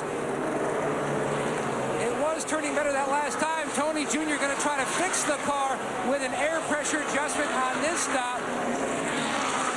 And the 16 leader, Greg Biffle, making his way all the way down to the end of pit road. Biffle's car consistent like it was the last run. It would get tighter at the end of the run, and then that's when he would make his move, looking to make a change again with a spring rubber. That's what they did on the last stop. Pulled a spring rubber out of the left rear. That could cost them maybe a second and a half. Solid stop on the right side as they come around the left. Watch the rear changer. Reach inside. And Biffle is finally down and away. Good stop. Jeff Gordon led a lap. Now he comes to pit road. Matt Kenseth as well. And Denny Hamlin, who led 381 laps last Saturday night at Richmond, is the leader for the first time tonight. Matt. The 7-time winner is in. He said the car was not bad in turns 1 and 2 at the beginning of the run, tight down in 3 and 4, and then in the middle to the end of this run, he said it was just totally plowing.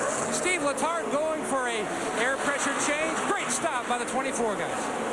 Darrell, this becomes a very nervous time in the race. You have some drivers out there on worn tires, some drivers on brand new tires, and the closing rate is really big. I heard a number of drivers say that the closing rate was incredible, old tires to new, and we're seeing that right now. You don't want to pit, Mike.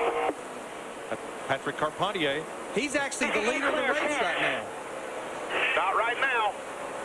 They're talking about whether they want to pit. I don't think he wants to pit out of the lead. Here he comes, though. Stewart just missed his pit road entrance. They're trying to get on pit road. So Carpentier will pit as Hamlin finishes up. And but for David Gilliland and Juan Montoya, we pretty much cycled through this round of pit stops. Yeah, and it looks like, as far as, unlike the last time we had the green flag stops, that Greg Biffle, the 16 car, he's barely going to still have the lead because Kyle Busch in the 18 will be right behind him. Gilliland in. And here's Dick with Carpentier. Yeah, Patrick Carpentier, Mike, started in the 43rd position. Dead last, worked his way all the way up to the lead. They were late in pitting in that first round, pitted on lap 70. He has done a brilliant job of driving that race. He had never even seen this place until he got here this weekend. For the lead, Greg Biffle around Kyle Busch. Now 2 laps ago, they were not so friendly in close quarters. I think Have a look. The payback right here.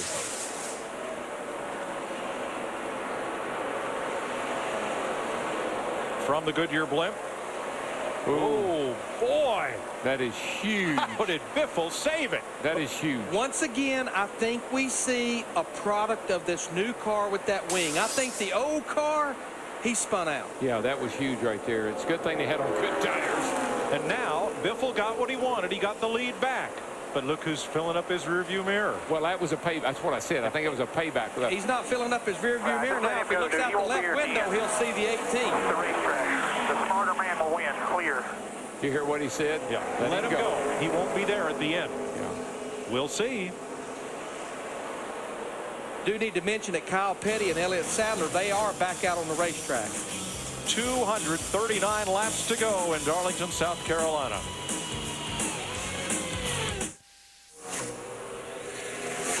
.133 laps complete in Darlington. Kyle Busch leading Greg Biffle by 1 second.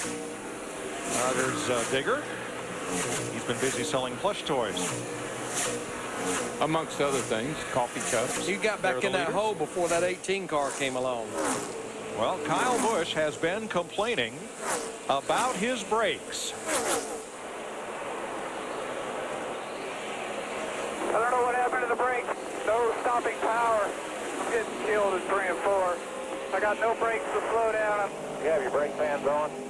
Yep. This is the most pathetic I think I have ever seen in my whole life. And those were several sound bites edited together, but it has been a recurring refrain from the driver who leads this race. And Jeff Hammond, he's still running 29.10s, which are pretty fast laps around here, even with a brake problem. Mike, you're right about that. He's still getting around this racetrack pretty quick. But let me just talk about maybe what the problem is. This is a smaller caliper, probably what they've got on. More like a super speedway, what we call design, compared to the big one that we normally run in places like Richmond as well as Martinsville. A lot smaller brake pad itself. Again, if you look at this brake pad compared to this brake pad, you can see there's quite a bit of difference in these two. Now, the problem he's running into, he doesn't feel like he's got enough brake to woe the car up. Again, a lot of speed down in these turns, not a lot of rear gear to decelerate the car. So this is what he's concerned with, is right now, do I have enough brake to be able to last this race? If the crew chief is trying to help him out, but you don't know if it's going to work or not. And excuse me, folks, I got to put a brake on this behind me. Hey, Jeff, I want to have a discussion with you about Kyle Busch and the 18 car. It really has nothing to do with the brakes.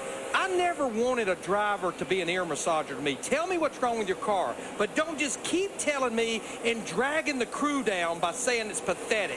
All that does is just drag those guys down, especially when you're leading the race by almost 2 seconds. You're exactly right, Larry. When you think about something like that, that's not good for team morale. Again, you're talking about exactly what the biggest problem is. You need these guys to get you on and off of pit road, and if you're beating them up, the guys that work on the car, they're going to get down on each other. And what's going to happen, you're going to have a slow pit stop, or something else is going to go wrong, and everything's going to start to kind of like fall apart internally.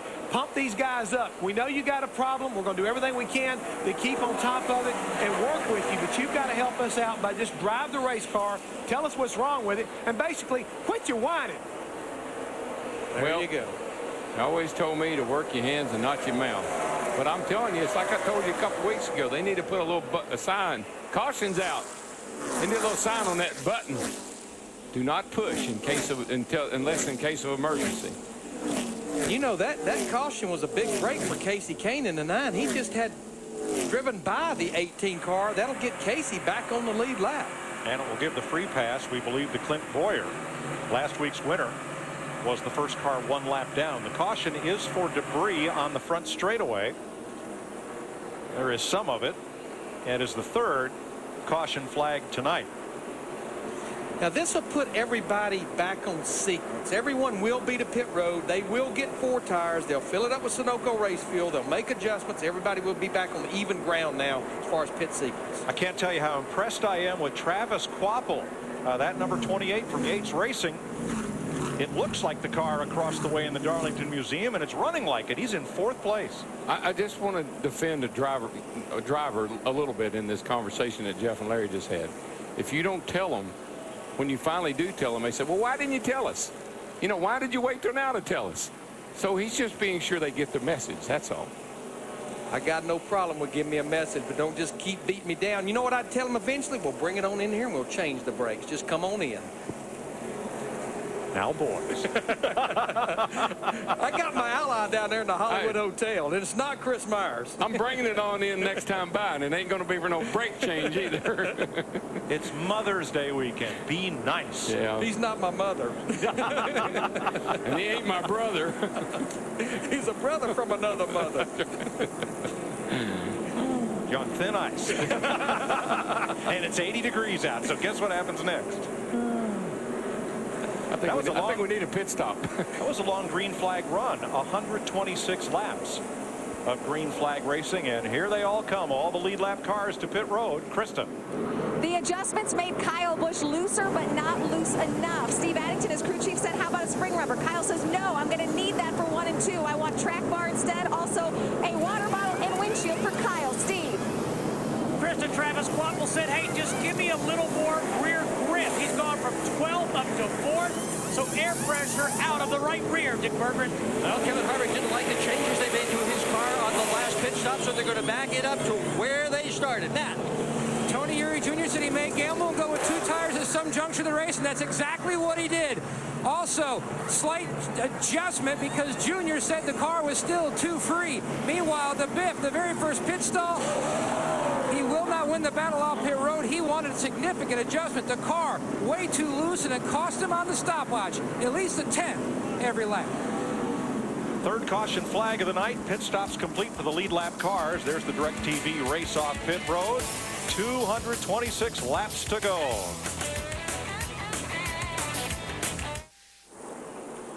Aerial coverage provided by the Goodyear Tire and Rubber Company for track-tested technology. Get there on Goodyear Innovation. We're getting ready for the restart. Kyle Busch should be somewhere up here, and he's not. He's way back here. And the reason is loose lug nut on his pit stop. Same for Scott Riggs. Too fast exiting the pit for Sterling Marlin. They will all restart tail end of the longest line. Yeah, because we've got 24 cars on the lead lap, so they're going to restart right now. They're showing 22nd and 23rd. Kyle Busch in the 18 and 23rd spot right now.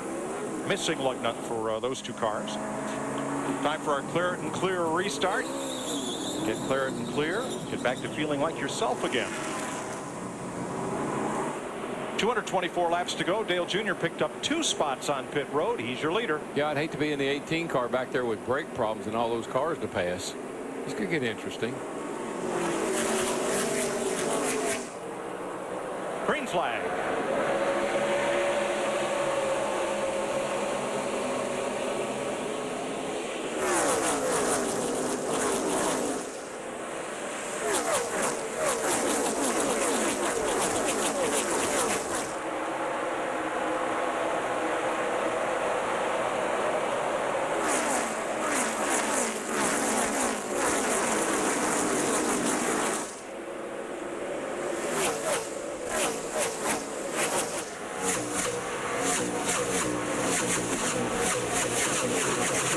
Dale Jr. holds the lead from Greg Biffle, Jeff Gordon, Martin Truex, and Travis Kvapil. Your top 5 on a Mother's Day Saturday night at Darlington as we crank it up for you.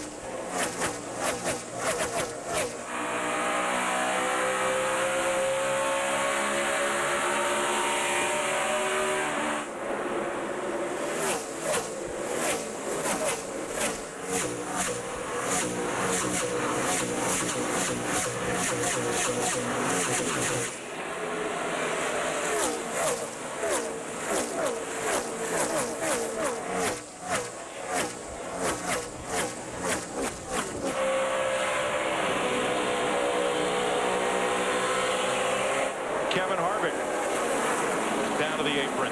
And he was running in the 6th position, but he got into the wall hard. No caution. Wait, man. I'm sorry, guys. I'm just telling you right now, with all these cars running this close together, I'm not surprised they haven't wadded up a bunch of them. The rear end is moved over to the left. Yeah, that's a hard hit. Yeah, they're going to have to go to the garage area. He stepped out. Floppy jawed. Here's what happened to Harvick. And now caution is out. I mean, that is a hard lick right rear and right front. The caution is out, and I'll tell you who's loving that caution flag is Ryan Newman in the 12 car. He was just out in front of leader Dale Earnhardt Jr. He was 2 laps down, so now he'll only be 1. There's a look at Harvick's crash from his teammate Jeff Burton. Oh, wow. That thing just got a little loose. Easy. Come on, no caution, come on. That car is hurt. Wow.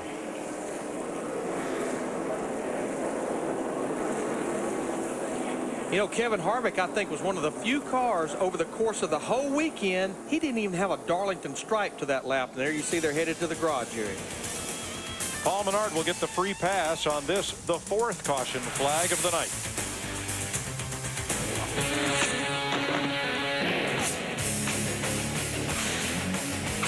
You're watching NASCAR on Fox.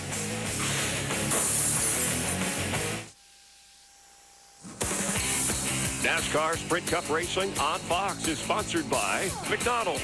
Come taste the new Southern-style chicken sandwich. Would you like to taste one for free? This Thursday, May 15th, McDonald's is giving away a free Southern-style chicken biscuit or chicken sandwich at participating McDonald's with purchase of a medium or large drink. So go and get yours free on Thursday at participating McDonald's. You know, I don't want to speak too soon. We've got 150 laps in the book, 217 to go. So we're getting closer and closer to halfway. And right now, all 43 cars, with the exception of Kevin Harvick, who did go to the garage area for a little bit of repair, are out on the racetrack. Yeah, there's a couple of them that are limping around. It's 77 and a 45, and this one will be if they can get it repaired. A lot of work to do to get Harvick back in this race. Now, we mentioned Kyle Busch started tail end of the longest line. He's worked his way up to 19th. Scott Riggs up to 23rd after starting in the back that last restart, along with Sterling Marlin, who is 1 lap down. Getting ready for the restart to complete lap 151. Live clear and clear.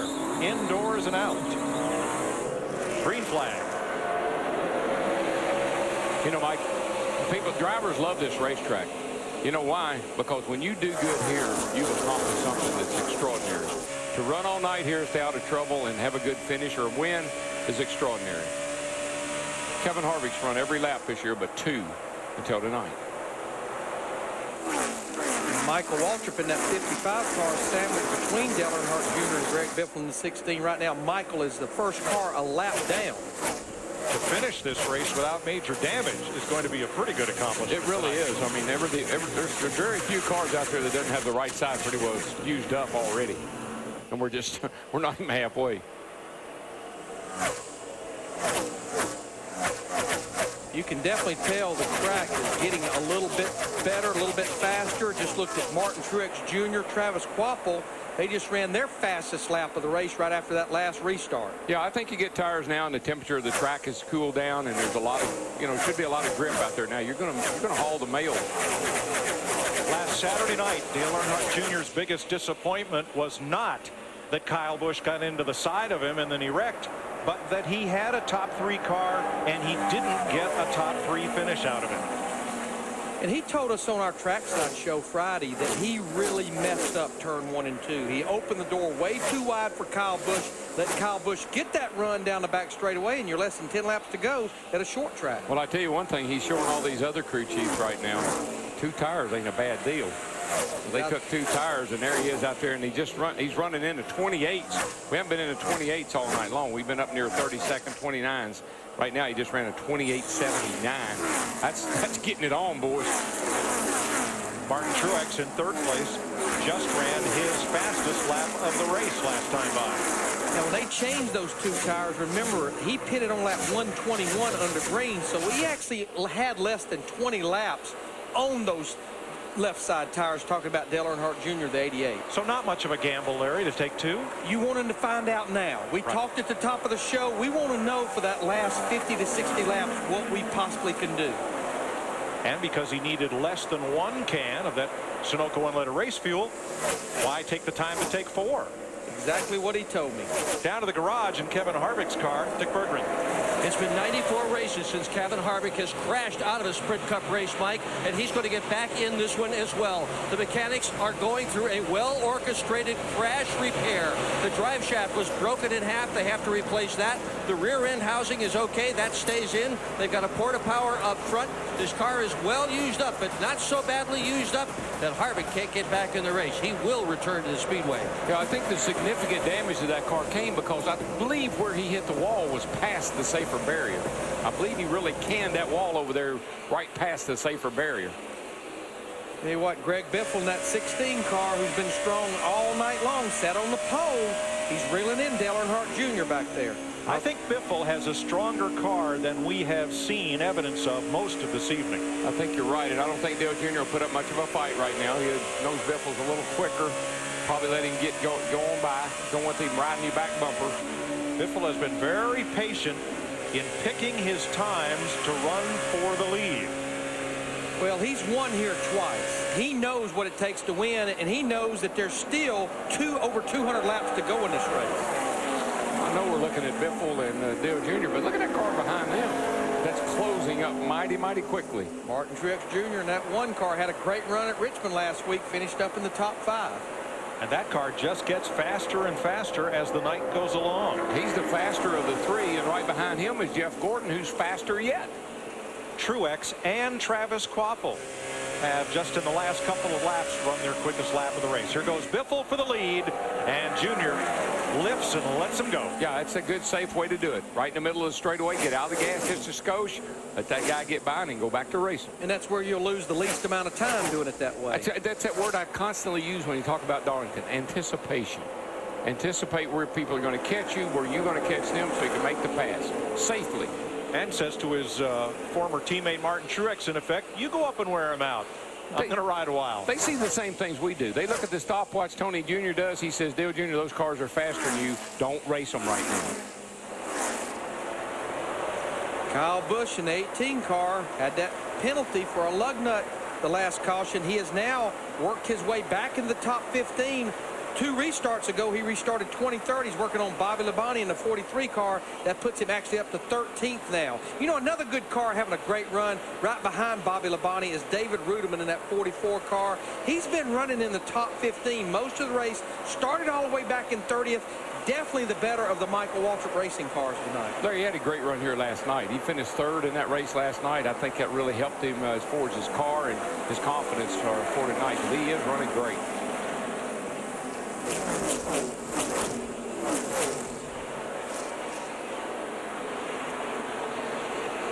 You know, the car that Kyle Busch has zeroed in now is Matt Kenseth in that 17 car. Even though probably he's going to lose that position, I tell you what, that team, they've made a great recovery over the weekend because Matt qualified back in 34th. He hit the wall on Thursday with this race car, had a hard crash last night in the Nationwide Series. Definitely he's going to lose this position, but I think they're gaining on this 17 car here at Darlington. Darlington's kind of a Matt Kenseth type of racetrack. It really is, and you just saw Kyle Busch go down on the apron to make the pass. Gives a nice wave to Matt, says thank you very much. You can use the apron quite a bit here without any problem. Whether you can use it or not, DW, you know that Kyle Busch will use the apron. Yeah, I saw him pass 2 or 3 cars down there a little bit earlier when they were kind of bottled up a little bit. He likes to do that.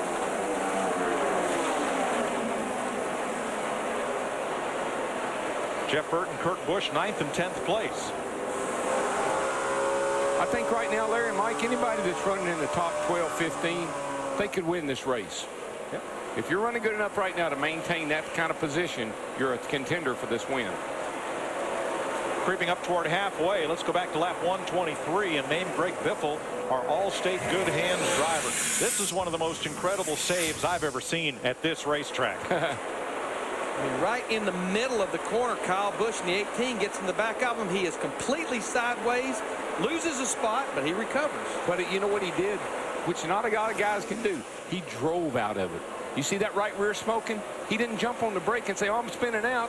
He stayed in the gas and drove that thing out of there. All-State, are you in good hands?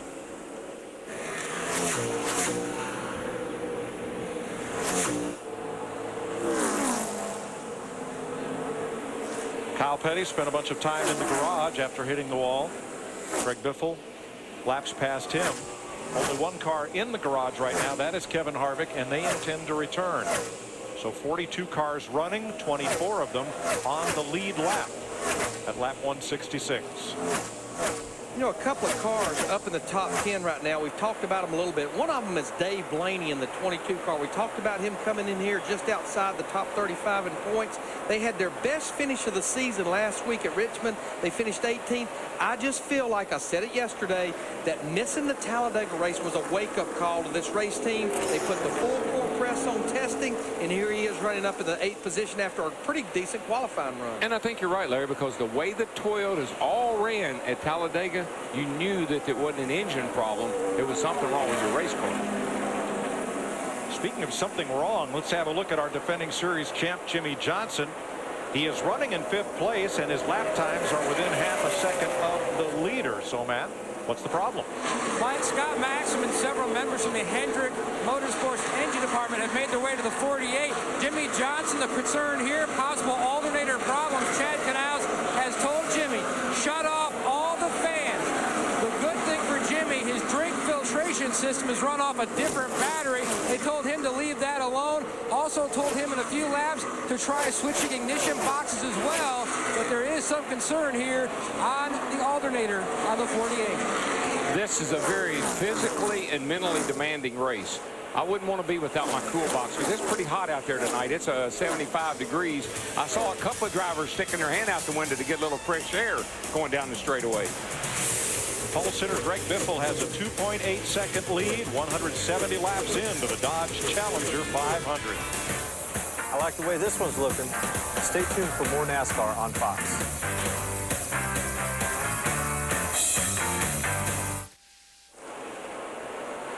Greg Biffle leads. Martin Truex second. Jeff Gordon has moved into third. Dale Earnhardt Jr. continues to run in fourth place despite a bout with the turn 2 wall. Here's what happened to Jr. a couple of laps ago. And that's how Jeff Gordon got to third place. Here's what Jeff saw of that. That looked like a light hit from that angle. Watch it from this one. Yikes. That was a little bit more than lightly and slightly. But that was not politely. But I think that right there is a product that has been our theme since the pre-race show came on the air, is you can never relax here. You can never let your guard down. Sam Hornish puts the Darlington stripe count up to 20. He put another one on the turn 4 wall 2 laps ago. And I think that's actually a conservative number. Very conservative. I think it'd be easier to say how many haven't hit the wall myself. Hey, you have to earn your stripes here. But meanwhile, Greg Biffle in this 16 car, he has worked his way out to about a 3-second lead over Martin Truex Jr. in the 1 car, as he's now working on Robbie Gordon. Right now, Robbie Gordon in the 7 is 4 laps down in this car. Biffle's car tonight looks like Denny Hamlin's did last week.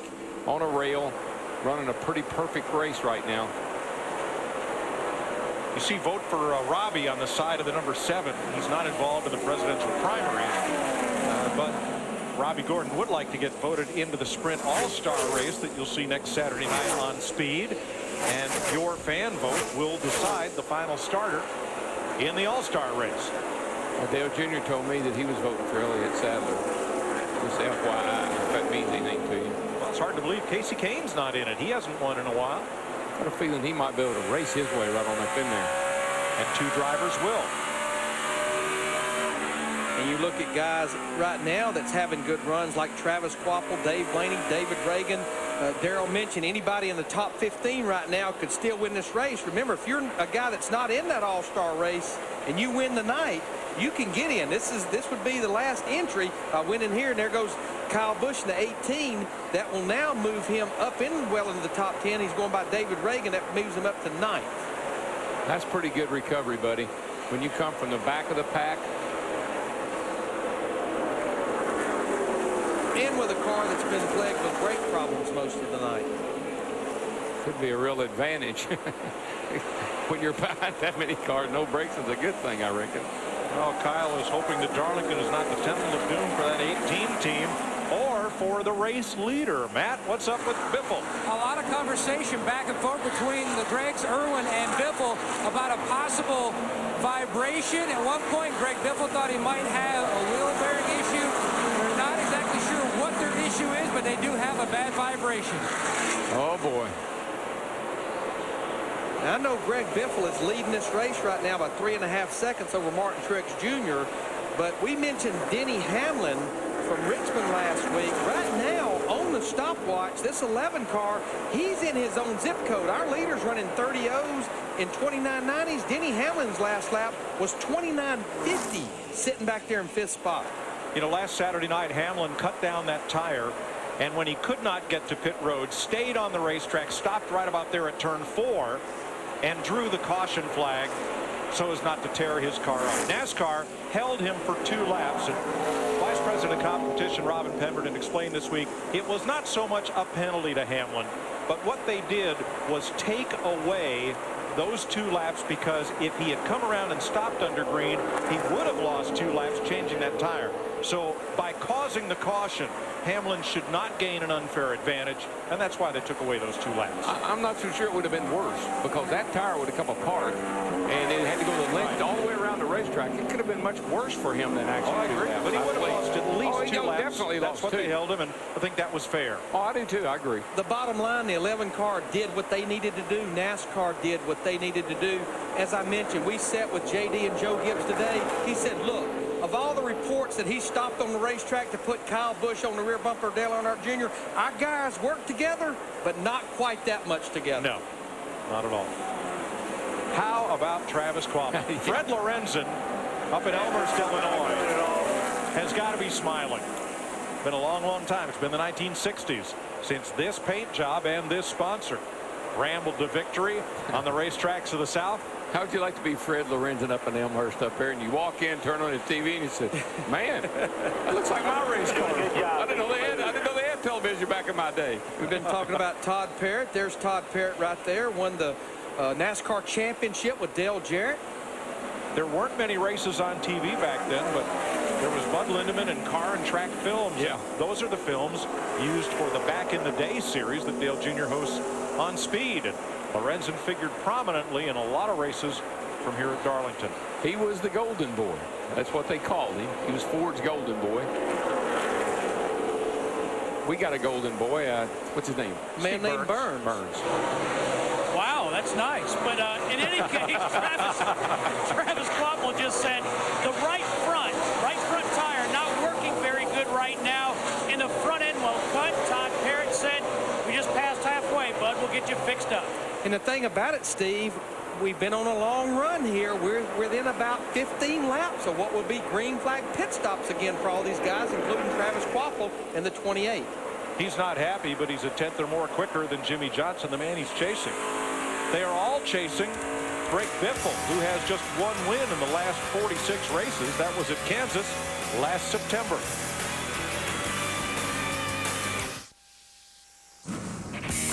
NASCAR Sprint Cup Racing on Fox is sponsored by DirecTV. If you call yourself a sports fan, you got to get DirecTV. By Applebee's, it's a whole new neighborhood. By Radio Shack, don't just buy stuff, do stuff. And by Mountain Dew. Are you old school or new school? Time for an AT&T race break, and Martin Truex Jr. has moved out in front.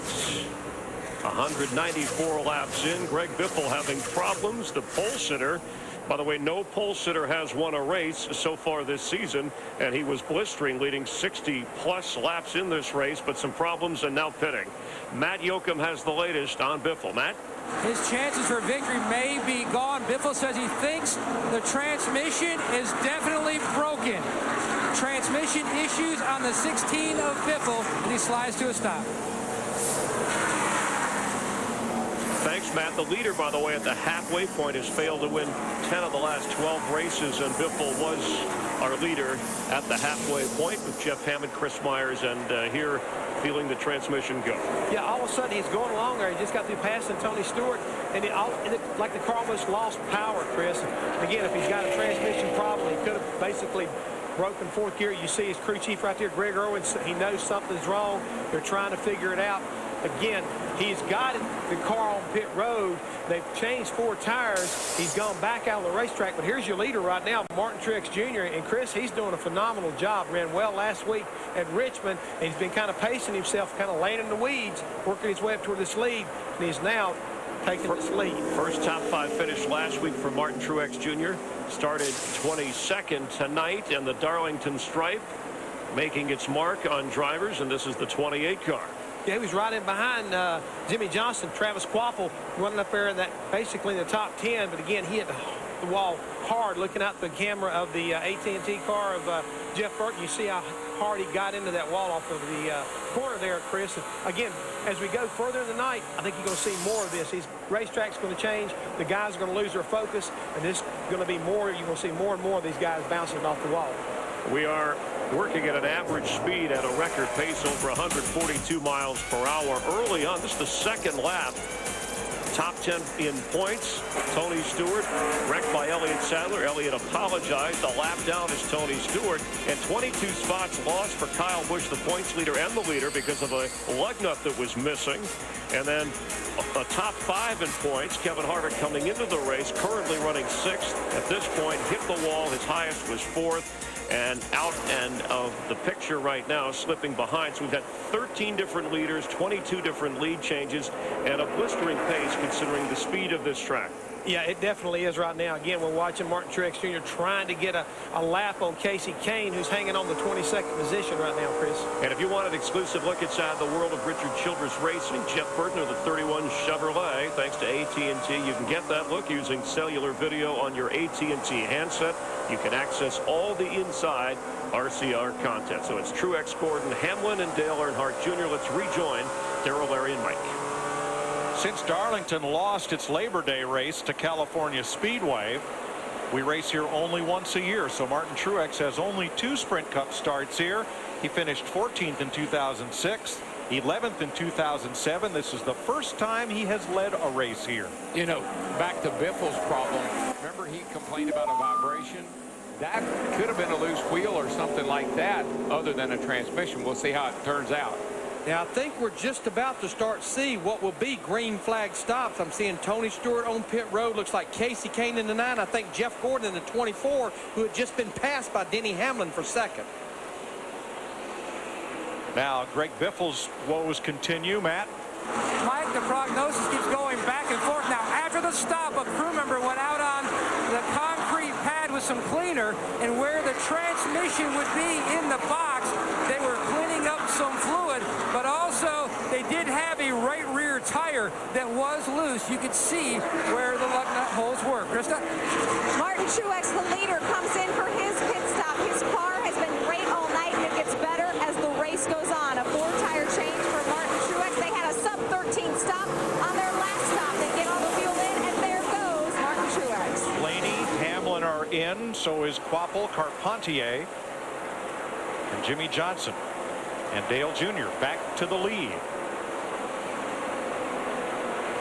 Little contact on pit road. And here's Matt. Jimmy Johnson in pit road. His teammate Jeff Gordon already gone. He was ridiculously tight. Johnson wasn't quite as bad, although he has been fighting tight most of the night. Chad Knaus going for an air pressure change to Krista. Kyle Busch is tight. They're going to make a wedge adjustment on the stop, and they're going to pay special attention to those lug nuts. They missed one on the last stop. There goes Kyle. Matt. And the 88, Dale Earnhardt Jr. back in the pits. He says his car is just not consistent. It won't turn off turn 2, and then when it does, it spins to Steve. Matt, the 17 of Matt Kenseth. Kenseth is a little concerned about his brakes. He has to lay off of them a couple laps at a time. He also wants his car tightened up on this stop to make a chassis adjustment, and it will be 4 tires for Matt Kenseth. David Reagan picks up the lead for the first time. Oh, he missed the cone. Missed the commit cone, so he'll have to come around again to make his stop, and that'll be costly for Reagan. He's not the first driver to miss that tonight. Nope. Darrell talked about that earlier. You're running so fast, and the apron is so tight, and it just sneaks up on you because the entrance is right there, smack dab in the middle of turn 4. And it's dirty, too. That's the big thing. There's Gilliland, Carl Edwards, Montoya, and Kevin Harvick made 1 lap, went back to the garage. Patrick Carpentier will get a pass-through penalty for a tire violation on his stop, and it moves Jamie McMurray into the lead for the first time tonight. All right, Jamie Mack. We don't get a chance to talk about Jamie Mack much. Good job, buddy. And Hornish, for the 3rd time tonight, has bounced off the wall at turn 4. He has worn that wall out. No caution. Not to mention the car. Steve. You saw David Reagan miss the entrance to pit road. His comment prior to that, leave the balance alone. I'm 3 at the start of the run, but tight at the end. 4 tires for David Reagan in the 6. And that's about what you're going to be here if you go a full fuel run, because it burns the fuel off, you gain all that nose weight, and it's going to get tighter, so you have to be a little free at the beginning. Jamie McMurray, the leader. Paul Menard in second. Now, he was the driver that got the free pass on the last caution back at lap 149, a full fuel run ago. Now, when we cycle through, which McMurray should pit here shortly, I think you're going to see him come to pit road now. Paul Menard will be there. Slow down, get a low down, 4,400. Greg Biffle will get the lead. The biggest reason, because of coming to pit road early, he got advantage of those fresh tires for those 7 or 8 laps. So he'll actually be about a second and a half in front of Martin Truex Jr. in the 1. Yeah, that time of the pit stop didn't hurt a thing because he was about ready to make one anyway. Dick. Well, Jamie McMurray has struggled with his race car the entire time that they've been here, Mike. His worst ever Darlington start tonight, 25th. The car is fast, it'll be slow, it'll be fast, it'll be slow. They've worked on it since they've gotten here. And right now, it's pretty decent. 4 tire stop, just like almost everybody else.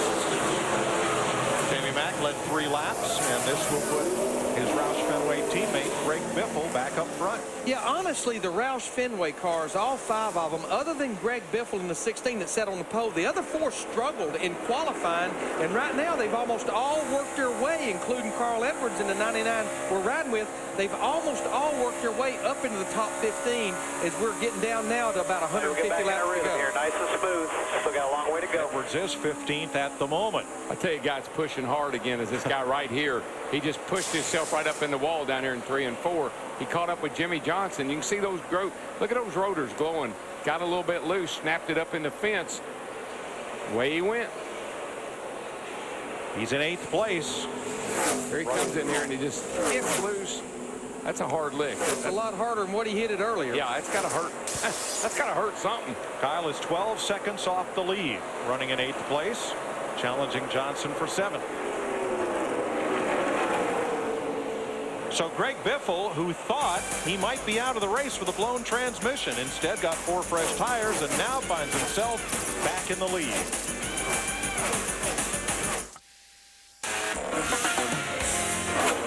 That's great. Let's try to fix this thing and put it back to where I can drive it. Nice and smooth, bud. Keep coming. Clear. Yeah, nobody coming. Starting to catch all the guys in front of you. About the second, third best car right now, bud. Easy, easy. Come on. No caution. Come on. Radio communication, a big part of today's racing, as Greg Biffle, who's won 2 of the last 3 here at Darlington, leads Martin Truex by 3 seconds. And only 1 change in the top 7 or 8 Kyle Busch has passed Jimmy Johnson, moving him up to 7th place. I think the old Biff's right rear tire was loose. That's what he was feeling vibrating. Everything seems fine now as he's back out there in the lead. Communication so important in today's racing, as Jeff Hammond tells us in tonight's State Farm Safety Report. Everyone knows that the key to success is through communication. Well, back in the beginning, the only way we could communicate in racing was through the old chalkboard. That's right, writing messages on a chalkboard. But today, with modern technology, when it comes to communication, you can see the 2-way radio, headsets in the pit, the driver's ability to be able to wear specially made ear moles. He can hear everything going on from the spotter as well as the crew chief simply by being plugged in, pushing a button on the steering wheel, and being able to talk and understand what's going on. Communication has always been the key to success, but also could be the key for safety. Thanks, Jeff. You know what? Talking about safety and communication, I wonder what these guys would feel like they had to race without a spotter. Wow. Because up until, what, Larry, 80-something, middle 80s, latter 80s, we didn't have spotters. We really didn't. We would find a cousin or a brother-in-law that happened to come to the race and say, hey, stand on the trailer, and if you see something out there, tell us. See smoke. Matt Kenseth may have cut a tire. That car suddenly slowed and was passed by Travis Kvapil for 10th place. Kenseth staying out. I don't know. Maybe not for long. I think he's trying to figure out which one it is now. He's wiggling the car around a little bit there, but I wouldn't play around long if I were him. Now, while this is going on, we talked about Paul Menard a while ago, right before making a green flag stop, was actually running in 2nd. They are now pushing the 15 car down pit road, and he'll go to the garage area. Kevin Harvick in the 29 keeps going out and going back in, still trying to get that car right after hitting the wall hard off turn 2. Well, this is a difficult place to ride around and stay out of the way. The track is so narrow, then when you drop down on the apron to try to get out of the way, you pick up all that debris on your tires, and you can't get up any speed. So it's a very difficult track to ride around on and stay out of the way. The only place to be out of the way here is going out through the tunnel, out to the highway. Got a nice new tunnel here, I'll say that. A lot of improvements here. We talked about Labor Day weekend here, and Darrell, I know you're coming. Yeah. There is no Labor Day race anymore at Darlington, but there's going to be We're never going to make it. Going to be a great vintage stock car reunion here at Darlington. Whatever you got to do here. Labor Day weekend. 17, got I'm going to bring my old Mercury down here. The first time I raced here was in my old Mercury, number 95. David Pearson, Buddy Baker, Cotton Owens, a lot of the folks that helped make Darlington famous. And the fans are invited to gather for a great weekend of reminiscing about the Southern 500. Labor Day weekend here. It's going to be like the old days. Go out here to the corner cafe and eat a hamburger steak smothered in onions, get some French fries, and come in here and talk racing. In 2 weeks, NASCAR on Fox returns with Stock Car Racing's longest night, the Coca-Cola 600. That's in 2 weeks. 1 week from tonight, it's the NASCAR Sprint All-Star Race on Speed. And just remember, like Kevin Harvick a year ago, $1 million to win that race, and it's all about winning. Nobody cares, no points paid for second on back. You know, Dale Earnhardt Jr. in the 88 car, he was just passed a few laps ago by Kyle Busch in the 18, so Kyle has now moved in the 6th position. Kyle led a bunch of laps early in this race.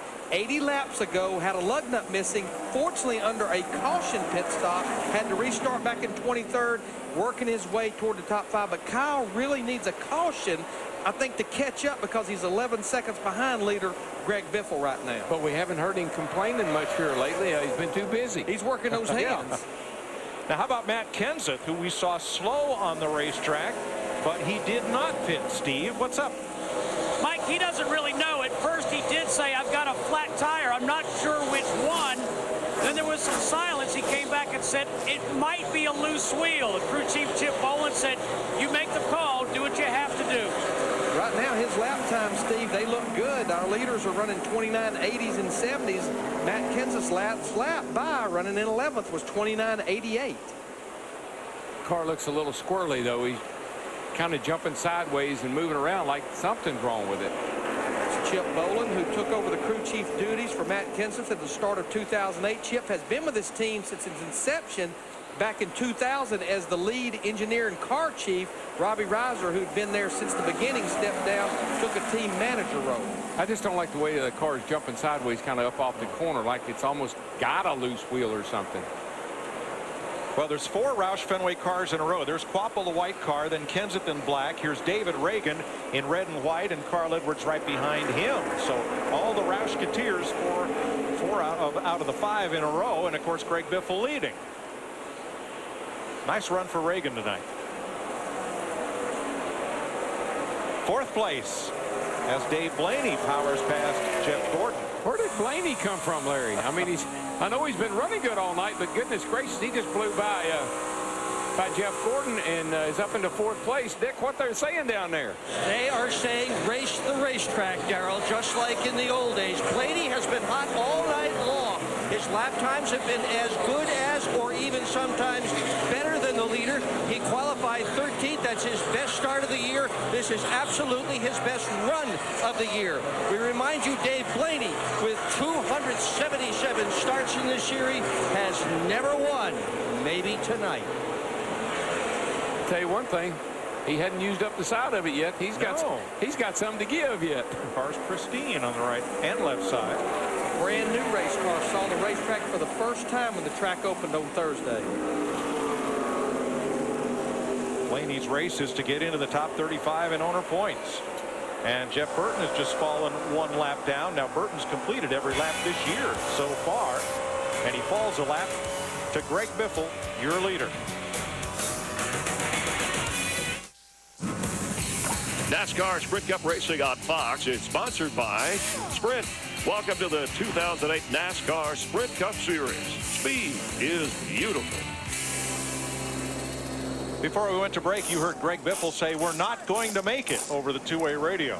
He may have been right. Biffle has the steering wheel off. Looks like he's about to climb out as he coasted onto pit road, and the debris from Biffle's car has put us under caution for the 5th time tonight. And I think as Dick or Matt once said, they don't know what's wrong with the car. It's just got a vibration in it, and I guess it ought to be easy to find now. There's our leader of our race now, Martin Truex Jr. in that 1 car. That's been quite a while, about 30-something laps since these guys were on pit road. So we will probably see all 19 or 20 cars on the lead lap on pit road this first time for 4 tires. Think you'll have some gamblers at this stage? I don't think so. I think we had a good sample a while ago of Dale Earnhardt Jr. with those 2 tires, and this thing's getting, I think it's getting slicker. These cars are sliding around. I think you'll see a full-blown gamut of 4 tires. I think what we saw with Dale Jr. was if you had about 12, 15, maybe 20 laps to go, you could go with 2, but not a long run. So I think that may answer the question. Matt, what are they saying down there, buddy? They just looked under the car, DW. There is oil under the car. They do not believe they're going to get this car fixed. They're going to take it back to the garage and take a look, but they believe they're done. Well, they can't take it to the garage just yet because pit road is open. Krista. And here is Martin Truex Jr. He's kind of been steady Eddie, very good all night. The call just a half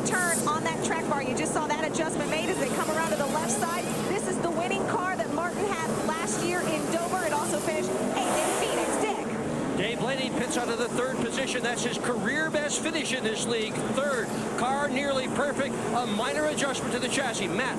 Car really coming to life. The last one was the 11 of Denny Hamlin. Meanwhile, at the bottom of your screen, Jeff Gordon, he says his car has a terrible push. Still, 0 grip in the back of the car. Going to try to make another big adjustment on the 24 again. Looks like the 11 will beat everybody off pit road. Great stop. Caution for the 5th time tonight. Bobby Labonte will get the free pass under this caution flag as Denny Hamlin goes to the lead. 130 laps to go in Darlington. You're watching NASCAR on Fox. Love it when it's forward, love it when it's fast, love it when the leaders come, the back is moving fast, love it when they're making lots and lots of noise, can't wait to hear the double surge. Boogity, boogity, boogity, let's go racing, boys! Let's go racing, boys! Well, it's been a wild couple of caution laps. Ryan Newman got into it with, was that Allmendinger or Vickers? I think it was Vickers. And Ryan's gone to the garage.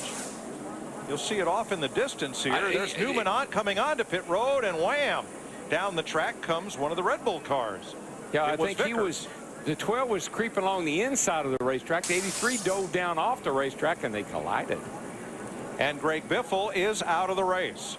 I'd say so Newman got the horns from that Red Bull. Will be the leader as you watch our aerial coverage provided by Goodyear. For track-tested technology, get there on Goodyear Innovation. Green flag, 127 laps to go. Now, Brian Vickers in the 83 car, he's still on the lead lap, and as you may note, Brian Newman, the 12 car, they did take that car to the garage area for repairs. Well, boys, that 11 car leading the race, kind of familiar, isn't it? Yeah, we're just not short track Saturday night anymore, but Hamlin figured maybe he's owed one after leading, what, 381 of 400 laps last Saturday night, having a right front tire go down. I felt for him, and you say we're not at short track, but, you know, we're running in 28s and 29s. That's not much slower than what we run at Richmond, so probably feels a lot like Richmond. And then you just think about what happened to him in the last 19 laps of that race, and then he comes to Darlington. He's got the field covered in the Nationwide Series car in practice, and wrecked qualifying, missed the show, and then got a conservative qualifying lap in on this car, qualified back in the 21st position. They kept working on the car, and here he is leading the race with 125 laps to go. You're not paranoid if things keep going wrong. I mean, think of how many races this cat should have won. Gets to the last, what, 20, 30 laps of the race, something happens. Fuel doesn't pick up. Thing doesn't go. Tire goes down. Trouble in the pits. Now, how about a fellow who's paranoid with things going wrong? That would be Greg Biffle, and Matt Yoakum's caught up to him. Greg Biffle's night is done. Where do we begin to describe all the problems that you experienced tonight? I guess you just go back and look at our whole history. You know, I mean, Texas was the same way. Phoenix was the same way, and it's just tough. I mean, you know we got good race cars that we can win races with, but just we can't keep the wheels tight. I don't know why. The wheels keep coming loose on our cars, and I don't know what happened. Something mechanical, I guess. Real unfortunate, you know. I mean, I drive my heart out. I give it 110% every week, and I want everybody else to do the same thing for us. And just a bad day for us. Thank you, Greg. Thanks. Greg Biffle led 7 times for 95 laps, the most of any driver tonight. I'll tell you what, he's not lying when he says he drives his heart out. There's nobody that he practices hard, qualifies hard, and he races hard. And Larry, even on the tire test, he was the guy that really helped him with the tire test. Absolutely. Jeff Gordon told me, Jeff Gordon, Ryan Newman, Greg Biffle did the tire test. And Jeff Gordon told me, he said, thank the good Lord we had Greg Biffle down there, because there were things we maybe wouldn't have found out if we hadn't had him driving up with both hands and feet on the steering wheel every lap. You saw Kurt Busch move into 4th place ahead of Dale Earnhardt Jr. And what about Matt Kenseth now, Steve? Mike, that caution flag was a good break. Remember, Matt Kenseth said he may have had a flat tire or a loose wheel, so they put 4 new tires on. But his concern right now is on exit of pit road, he made contact with the 22, and he's got some sheet metal rubbing one of those Goodyear tires. And, you know, when you look at that 17 car, they've got to get on it because right now they come in here 22nd in the points. And if they don't get on it, they're not going to make the chase. Matt Kenseth is one of the few drivers that has made the chase every single year. They don't have any mulligans left. But not as bad as it had been. Yeah, I'm not so sure Larry didn't too late. I mean, he'd have to go on a tear. He'd have to win a bunch of races to get himself back in the chase. Yep. Kyle Busch stalking him. This will be for 8th place. I think that caution is definitely something that Trouble front straightaway. Vickers in the wall. No caution. We stay green. That's it. Caution will fly now. I think he got in the outside wall, but he was able to get rolled up before he hit the inside wall. Now that's he and Ryan Newman just make big contact down at the end of pit road, and that probably had something to do with it. I wonder if this was residual damage. We looked again at that replay, and Vickers decided to come onto pit road, made a sharp left turn. Newman was already coming along the apron at a pretty good clip to get to pit road, and with the big headrests on these cars, for some reason, Vickers nor his spotter saw Newman coming. There we go. He got up in the wall pretty hard there back in the middle of turn 3 and 4. That's a big night for bare bond and duct tape. Typical Darlington looking car. Kind of bare bonded, safety wired, gray tape together. 6 caution flags with 118 laps to go. We are well below the predictions of most of the experts along the row of the control tower, TV, and radio booths. Well, I think we just continue to underestimate the resilience of this car. This car just can take such a pounding, man. Well, let's talk a little bit, too, about this racetrack, Larry, and why this track is so competitive tonight when it's been so hard to get a hold of on the old pavement in the past. Well, it was repaved. You know, they finally, the last time it was resurfaced was back in 1995, and it got to the point they had to put some new pavement down. We would have loved to have kept the racetrack like it was, but the place has so much grip with this new asphalt. But what I like, I think even over the course of this race so far, it started to lose a little bit of grip, and the pace has slowed down just a little bit. Yeah, it has a little bit. What I really like is they used the same aggregate that the old pavement had in it, but they mixed it with all these new polymers, which gives it a nice bond that it didn't have before. Speaking of mix, we got a mixed bag of strategy, Krista. Looks like a lot of leaders came to pit road. Jeff Gordon, the 24, stayed out. The one of Martin Truex was going to do what leader Denny Hamlin did, so they did come in. They talked about going fuel only, but no, it's a 4-tire change and a slight air pressure adjustment. Dick.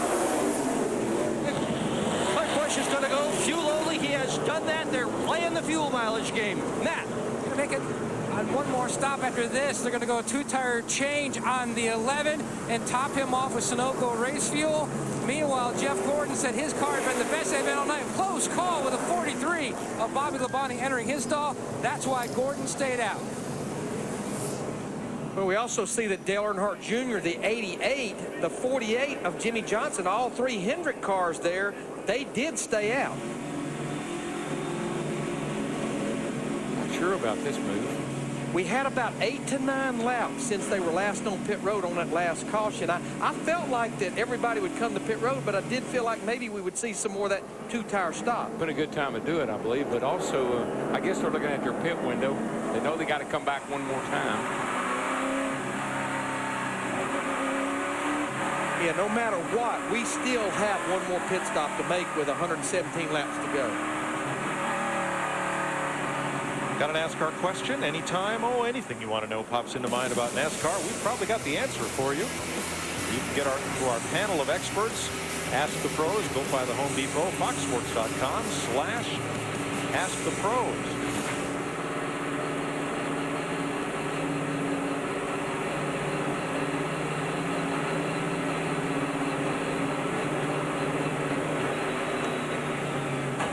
Mother's Day tomorrow. Happy Mother's Day to all the mothers out there. Chris Devoda talked to some of the drivers about their moms. My mom, in a nutshell, has lived her life and tried to pass on to her children really one simple thing. And that's the way I view my mom, and that is do unto others as you had done unto you. And if you do that, you're going to be okay. I remember growing up, we didn't always have the most money to help fix the race car after we wrecked it, so she was always preaching, Make sure you don't tear up that race car. How she really taught me how to be a compassionate person and understand other people's feelings and what could be hurtful to other people. And that's something that she's instilled in myself and my brothers. Treat people the way you want to be treated. I think that's basically what it is, and that's probably the best thing she taught me.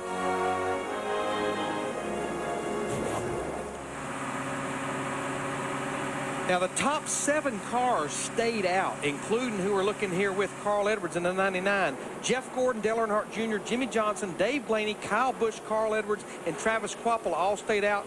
The 8th place car, Kurt Busch, as they made note, fuel only. And Mike, there's not a mother or a father that hadn't sacrificed so much to get their sons into these races like they are here tonight. So moms would give up their days to make their boys happy. Back under green with 115 laps to go. Hendrick Chevys 1, 2, 3, Toyotas 4 and 5, Fords 6 and 7. Let's see how this shakes out. Well, I think what I would say I would have predicted a week before we ever got here is coming true right now. I said before this race ever started, if Dale Jr. wants to win this race, he'll have to beat Jeff Gordon. With 100 laps to go, Jeff Gordon would probably be in the lead, and there he is. Jeff Gordon came in here just outside the top 12 in points after some pretty rough weekends over the last few races. Right now, as the points are now, he would actually be in the top 10 and 10. Yeah, he's sitting right there. He's in good shape point-wise. This is one of his favorite tracks. Can you see any marks on the right side of that car? Nope. I don't think so. Nope. He is one of the best at restraining himself, racing when it counts. And he has 27 starts here. He has won here 7 times. He has led almost 1,600 laps at this racetrack. Wow. Kyle Busch passed Dave Blaney. That's 4th place. They're about a 1.5 seconds behind Jeff Gordon, the leader. You know, right now we have Hendrick cars running 1, 2, 3. Hendrick Motorsports, they have 12 Darlington wins.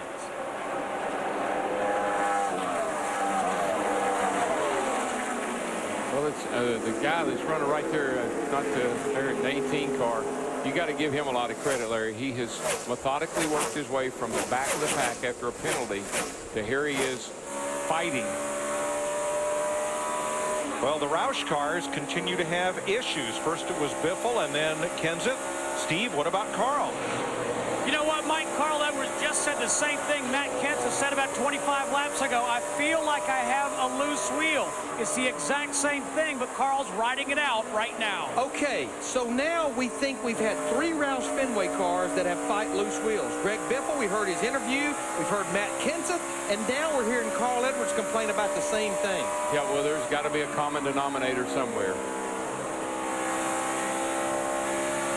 It could be a lug nut. It could be a lot of the kind of lug nuts they use to be a lot of things other than just the changer himself. Yes. Let's go down to our Ford cutaway car. Jeff Hammond has some of the possibilities. Well, right now, Mike, when you take a look at one of these one of these wheels has been up on the racetrack tonight. You can see one has already picked up the Darlington stripe. This is actually some of the wall that's stuck inside the wheel between the tire. The Goodyear is gone. Daryl's talked about that all night long. And you've also talked about the durability of this race car. Let me show you why. Last year we talked about 2 befores in behind here. Now it's the down-pointing barrier that's between this door skin and the roll cage. This is what's keeping these sides off the wheels and giving these guys an opportunity to continue. And one other thing, you want to see what these guys were racing on last year? Well, here's a piece of the original concrete, asphalt, and it looks like concrete with all the white stones in it. Daryl's talked about the fact that he's got a makeover, smooth as silk, also a really deep black finish right now, so it's a lot different than what we've been racing on, guys. But it's still Darlington, and the guys out front, well, his side still looks like mine. Clean, very pretty, and that's the way you want to finish it up tonight. Thanks, Jeff, but not these 2 cars. Kyle Busch and Dale Earnhardt Jr. have both been up against the wall as 2nd place changes hands. Kyle Busch is coming to the front once again, and another of the Fords has found a little bit of trouble. David Gilliland has been into the wall. And coming off turn 2 over here, and he gets loose. A lot like what happened to Kevin Harvick, except he's a little further up the. He caught the safer barrier instead of the concrete wall. But Darrell, just a few laps ago when Carl Edwards, this is what Digger had to say. Digger, you better get back in the hole, buddy. There he comes. But when Carl Edwards was up behind David Gilliland, I noticed how loose he was. And finally, he got in the wall on turn 2.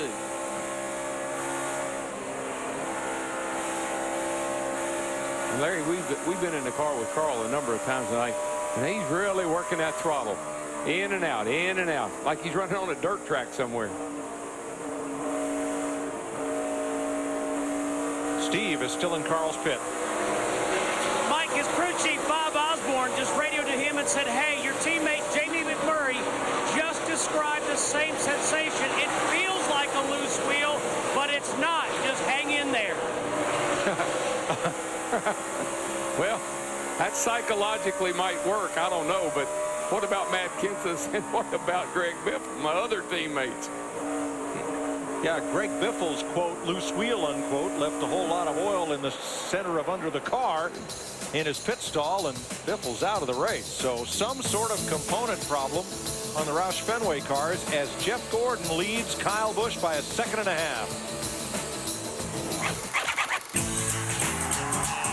Hey, I like the way this one's looking. More NASCAR action on Fox.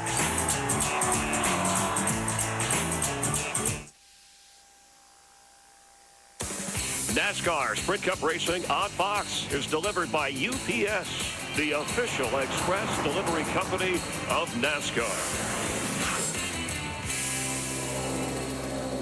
In Darlington, we have a new leader. Kyle Busch has come back to the lead, and trouble for Casey Mears off turn 4. That car crawling off the corner. Oh, yeah, he smacked the wall hard right in the middle of 3 and 4 there. Yeah, Casey was running in the 13th spot, has had a pretty solid car all night long. It had the look of a right front tire maybe going down because it just shot up in the wall. No caution. Patrick Carpentier has gone to the garage area, and a lot of smoke out the tailpipes of his car. Here's the pass for the lead just moments ago. Kyle Busch had been slowly but surely drilling in that 24 car. Jeff Gordon just takes the lead away, going down the back straightaway. And here's Casey Mears. He's already smoking getting in there. I believe he had a tire going down, Darrell. Had all that look about it. The car never turned. Trying to get it woed up. I think it was the left front tire. It looks like, yeah, the left front tire was down and the car never turned. No caution, just down. And there goes Dave Blaney in that 22 car. He takes the 4th spot away from Jimmy Johnson in the 48. We can't say enough about this run this 22 car is having. This is a car that missed the race 2 races ago at Talladega. Great run last week, top 20, and here they are up in the top 5 solidly. There's Tommy Baldwin, the crew chief. This has to be such a boost for this whole group. Got to bring it home. Close the deal. Great cars. Got to bring them home when you got a good one. But you know, Mike, you mentioned the 10 car Patrick Carpentier that went to the garage area with engine. Jeff Hammond in the pre-race talked about it. We're getting now to that final 100 miles. And these guys put a lot of laps on these engines in those 2 practices. I was nervous about that. I'm not sure we've seen the last of engine attrition. Well, 2 practices Friday and practices Thursday evening. So you're right, a lot of laps. Well, see, the guys didn't know they're going to have that Thursday practice. That was added. And so they run a lot of laps here because the track is so different. Same layout, but brand new pavement. Much smoother surface at Darlington than we've seen before. And the pace is much quicker. I mean, in the past here, we'd slow down 3 or 4 seconds in a run. And here we're only dropping off maybe a second. Now, Kurt Busch and the 2 who did fuel only, Denny Hamlin in the 11, they just drove by Jimmy Johnson. So the 48 car is definitely starting to slide backwards. Yeah, I was a little bit worried about Larry, but staying out that last time, I'm not sure that was a good move. The good thing is, though, right now, our top 5, they are cars that stayed out. Kyle Busch, Jeff Gordon, Earnhardt Jr., Blaney, and Edwards.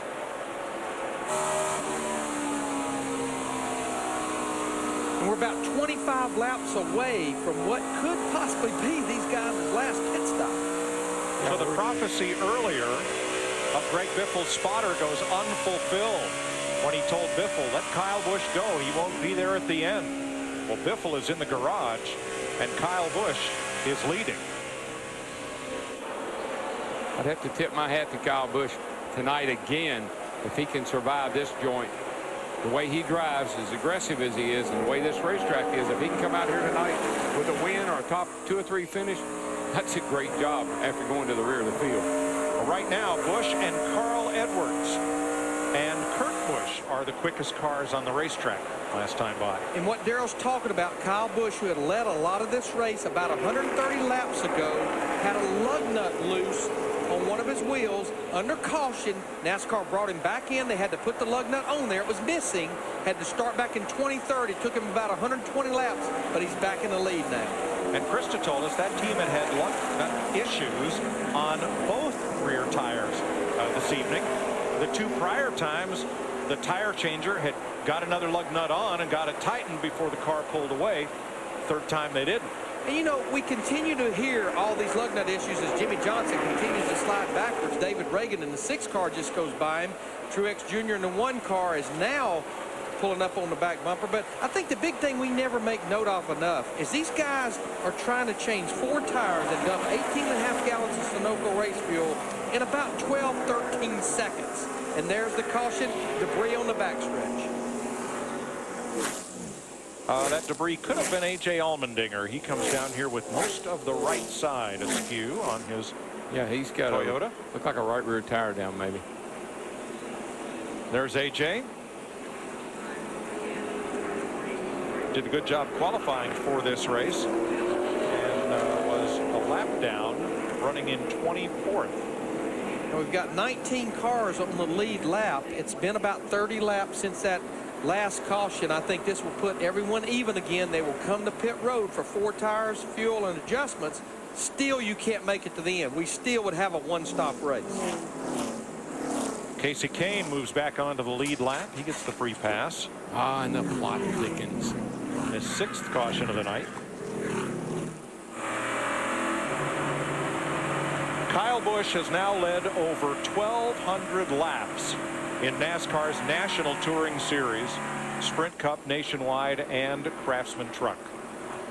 Unbelievable.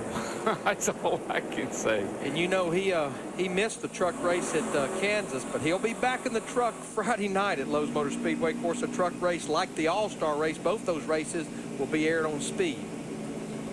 And I wonder, during this green run, did he get up and catch and pass Jeff Gordon, or did Jeff see him coming, let him go?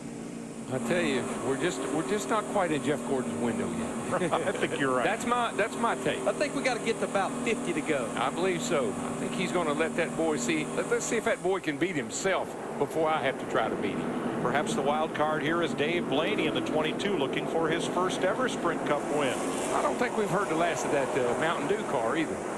And a good night for Carl Edwards, Kurt Busch, Denny Hamlin, and David Reagan. Pit stops. Krista. Kyle Busch did not pit back on lap 249. This time he said he needs some help turning. They're going to fix that with a wedge adjustment. He said he's not bad about a 2, but let's fix it. Steve? Krista, Carl Edwards didn't pit on the last stop either, but he does now. He's going to get 4 tires. He said to Bob Osborne, I'm just a little tight. Nick? Dave Blaney, the underdog, lost 5 positions the last time he hit pit road. The crew determined that's not going to happen again. He's going to try the wrench in the back window. Matt.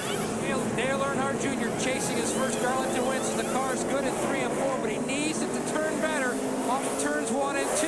They're close. Meanwhile, Gordon's service already complete. He says his car is both pushing and loose, but it's the best it has been all night. Air pressure adjustment for the 24. I would be willing to bet you see all those spots at the 07 Clint Boyer. Looks like to me Gil Martin rode the dice. 2 tires on that 07. A lot of brake dust out of the right front of that 18 car. Ooh, that looks like a lot of dust for here. We'll update the Kyle Busch brake situation when we come back. NASCAR Sprint Cup Racing on Fox is sponsored by Hanes. Look who we've got our Hanes on now. By non-drowsy Claritin allergy products. By the Home Depot, NASCAR's home improvement warehouse. And by Cross-Brewed Coors Light, the world's most refreshing beer. Ready for the restart in Darlington. Here's Kyle Busch's pit stop. Watch when the right front comes off. Look at all the brake dust even before that wheel comes off. Still, there's a bunch up in the wheel itself. That's like short track. That's Martinsville exactly kind what of you'd brake see dust. at Martinsville or Richmond. And a big conference in Kyle Busch's pits. There's the coach, Joe Gibbs, in the white shirt. And Krista, because they're having lug nut issues again. And still, Mike, yep, there's the coach huddling up his team, talking about the issue. It's been a lug nut issue, specifically a glue issue all night. They're just not sticking to the wheels. At least 5 have fallen off. They've caught them most of the time. Ready to go green. Jeff Gordon leading Kyle Busch, then Dale Jr., Carl Edwards, and David Reagan.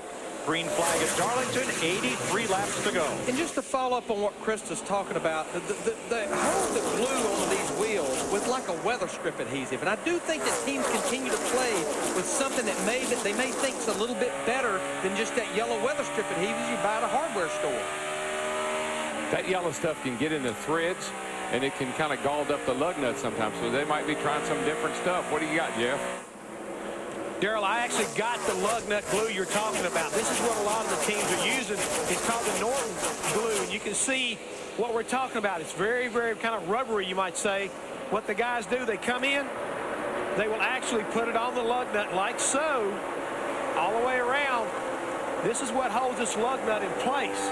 And if it doesn't bond properly, again, it'll fall off. And when it does, this $1.25 lug nut can cost you an awful lot. But a lot of times you can get a bad batch of glue. Not necessarily that that's the case, but a lot of times that's one place you got to look at real quick. I tell you what you better look at real quick is that 24 car, Jeff Gordon sliding backwards. He restarted. He had the lead. Now he's falling all the way back to 4th, about to fall in the clutches of David Reagan in the 6th. Yeah, I'm not sure. He's got a good car on a long run, I guess, because this thing isn't doing anything on this restart. Well, Kyle Busch is now the leader. And we're told they've tried several different... Oh, car in the wall. 6. Bounced right off. David Reagan keeps going, but loses speed down the front straightaway. I said Kyle Busch's team has tried several different adhesives. In that huddle, I saw Jay Berry, who owns Airborne Coatings, and so he's an expert in powder coating and adhesives and those kind of things. So it's a mystery down there in Kyle Busch's pit, but he is leading this race. Now, when you look at the Tony Stewart, the 20 car, what's so important about him staying where he's at right now, remember, he was involved in that crash on lap 2. Right now, if he gets a caution, this would put him only 1 lap down. So it's important that that 20 car stays in front of that leader. I think when you think of the first lap of the race, he's in the wall. Big time. Hey, speaking in the wall, our leader just got in the wall hard off turn 2, Kyle Busch in the 18. And we're right back where we were last Saturday night with Kyle Busch and Dale Earnhardt Jr. battling for the lead. See, that's the thing about this car, though. These guys have already figured out. See, this pop loose, I guess is what he's saying. Hit your mark, Steve. They've all figured out you don't have to slow down. Hit the wall, keep gassing it up. Ooh, that is huge. Oh, no. Killed that thing. And you saw Jeff earlier show us a wheel that had chunks of the concrete from the wall wedged between the wheel and the bead of the tire. That's not good for balance, pressure, or other things. That's unbelievable that you can climb the wall like that with a car and it'll keep on running as good as he seems to be running. You know, I know we've got Kyle Busch and Dale Earnhardt Jr. battling each other for the lead, but the guy we better watch is that 99 car, Carl Edwards. He just ran his fastest lap of the race. He's sitting back there in 3rd. Remember, Carl Edwards started this race in 36th position. And Carl did such a cool thing here a couple of weeks ago. He flew his plane down to Spartanburg, picked up David Pearson, who's won more races here than anybody. Flew David here to Darlington, to the racetrack. Leonard Wood was waiting, and the 21 Mercury that Pearson won a lot of those races in was right here. Pearson hopped into the Mercury. Carl hopped into his Roush Fenway Ford. They ran a bunch of laps and traded notes. So when you got the Silver Fox in your corner, that's a pretty good thing to have here at Darlington. Yes, it is. But right now, he's about a 10th of a lap faster than Dale Earnhardt Jr. sitting in 2nd, who we're riding with right now, because we've got 75 laps to go.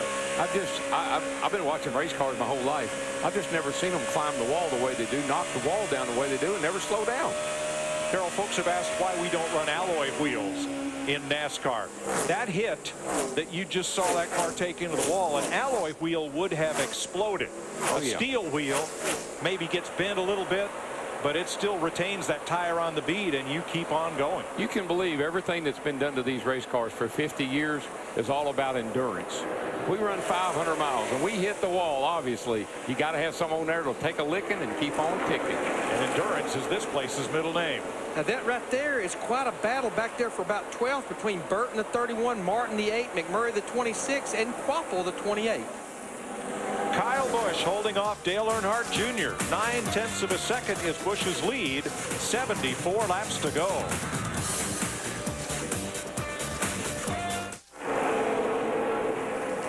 NASCAR and Fox in Darlington, 67 laps to go. They've been racing here since 1950. 23-year-old Kyle Busch scraping the wall once again, trying to be the youngest winner in the history of this track. Our sprint monster moment.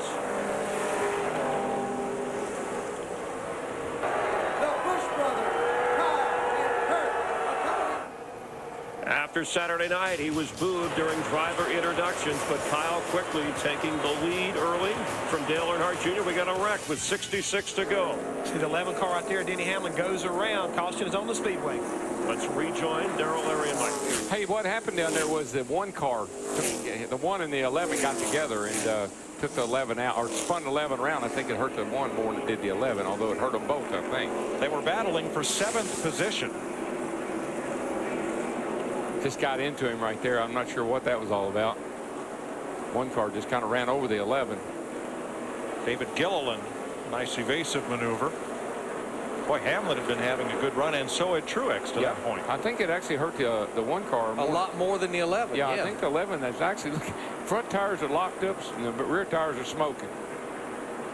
Caution's a big break for Casey Kane, who stays on the lead lap, and I believe David Gilliland will get the free pass. This is the 8th caution flag of the night. And it comes out, Larry, with 65 laps to go. It's just outside of that pit window, but I still think we have to see these guys come to pit road to possibly get their last set of tires and fill that thing up with fuel and see where the race pace goes and see if you can make it to the end. Smoke got a lap back. So now he'll be 1 lap down. And that's a big deal because you can be running 20th with cars that are 1 or 21st with cars that are 1 lap down. So that's a big move. So there will be 4 cars 1 lap down. Vickers, Waltrip, Montoya, and Stewart when we go back to green. There will be 21 cars on the lead lap.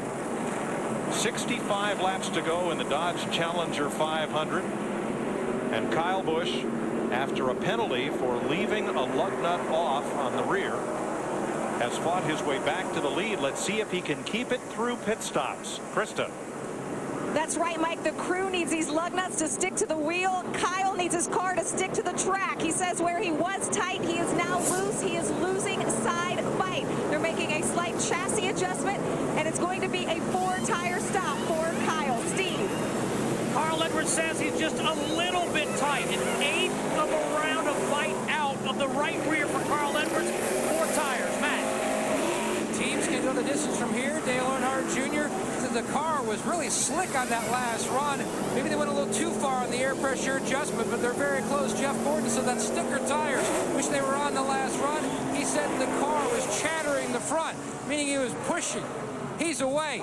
He's not going to win the battle off pit road. Jeff Gordon almost gets into it with David Reagan there. Ooh, he did. And Kyle Busch will hold the front spot. Tell you what, Jimmy Finning, that 6th group, they did change 4 tires. They gained 2 spots. They're back in the top 5. The plot thickens in Darlington.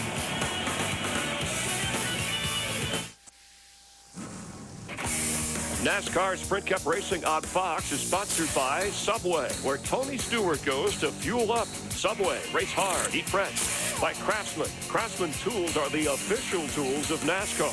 Craftsman at Sears. By State Farm, where great coverage meets great rates. Like a good neighbor, State Farm is there. And by Sprint, welcome to the 2008 NASCAR Sprint Cup Series. Speed is beautiful. Back to our Sprint Mobile monster moment, and Kyle Busch aggressive here with Kyle Busch. This is for first. Kyle leading 5 different times in this race, but remember, lost 22 spots as far back as 29th because of a loose lug nut. Those problems well documented here. Passing Jeff Gordon, leading more than 100 laps in this race. Currently leading with 62 laps to go, but Jeff, the way he keeps scraping the wall, it may have an effect before this race runs out. Look at the right rear of this race car. All of a sudden, the right rear tire is protruding outside of the body. He's complaining about the car losing side bike.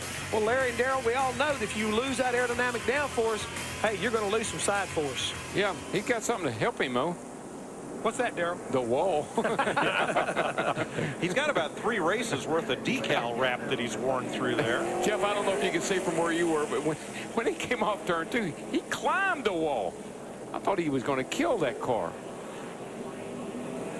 Getting set for the restart with Kyle Busch in command. He has now led the most laps in this race, 108 of them.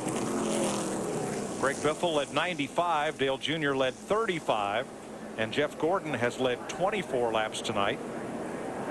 But you know, Mike, back in the day, I come to think of it, back in the day when you were coming to Darlington, we beefed up the right side of the car so we could slam into the wall. So they got it fixed that way for these cars, I reckon. Now, Mike, these guys pitted on lap 303 with 64 laps to go. It seems that maybe just outside the pit window, what we had is 2 or 3 guys kind of at the back of the lead lap, like Scott Riggs, Casey Kane, and Kurt Busch. They came to pit road under 1 to go and topped off.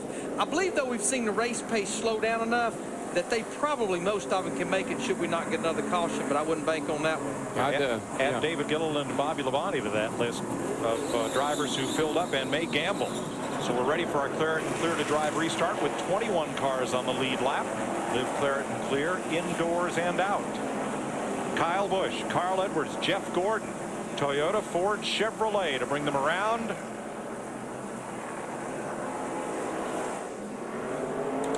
Green flag. 60 laps to go.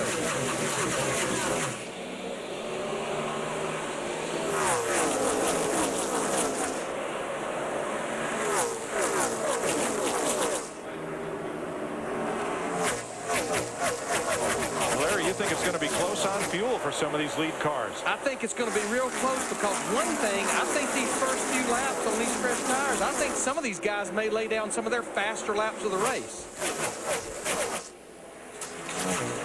Fuel window is somewhere between 58 and 62 laps to go. We get the restart with 60 to go. I think you're going to be fine, Larry.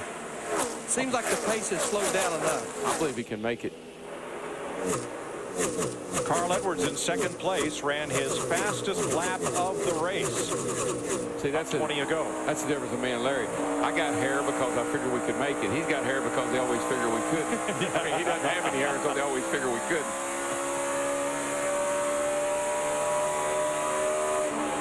Now Carl Edwards, David Reagan, they just ran their fastest laps of the race on that lap at lap 309. Something going on with the 6-car, guys?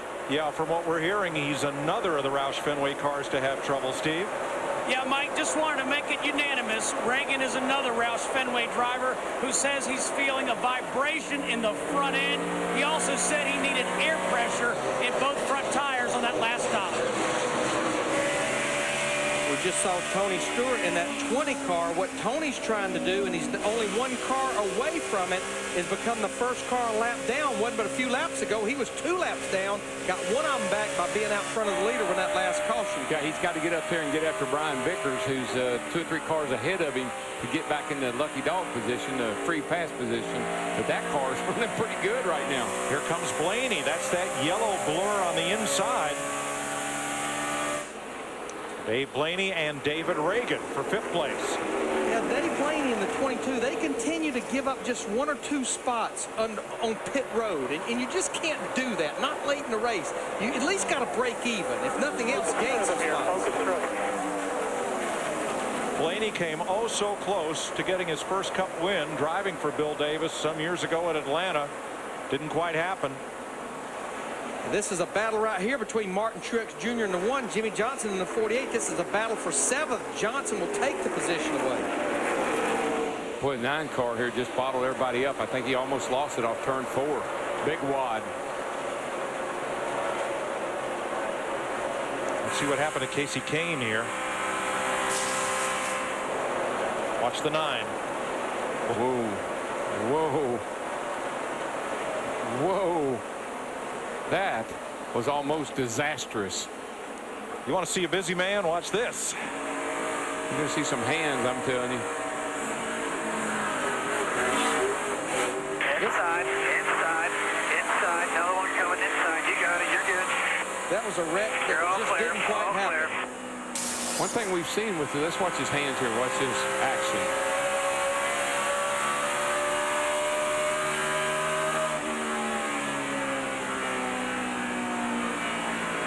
Well, he's recovered nicely. He's calm now. He's 21st. He's still on the lead lap. That's what I've seen a number of these cars do, though, is just snap loose. They just kind of almost like jump out from under the guy, unexpected. What happened to Kevin Harvick? A couple others I've seen do that. Well, Rowdy Busch is running away from Carl Edwards. 1.4 seconds is the lead that he has built up since the restart 6 laps ago. Carl Edwards is just a little bit quicker, it seems like, about a tenth a lap over the last 3 or 4 laps. Riding with Carl here in the 99 car, started back in 36th position. Steve? Well, Mike, Carl Edwards said before the restart that he was going to take it easy early in this run. They are very close on fuel, and he also said he wanted to save his car for the end of the race. And nice job. And with the speeds they're running right now, Darrell, this is definitely not in conservation mode as far as fuel. No, we're down in the 28-second bracket. This is as fast as we've been all night. Of course, that's what, you got 50 laps to go. You give it all you got. It's time to go. I don't think Rowdy Busch buys into this saving for a rainy day, because we don't race on rainy days. No, we don't. I don't think he holds back anything. How about Dale Jr. in 4th place, Matt? You can hear a little bit of the frustration in Junior's voice.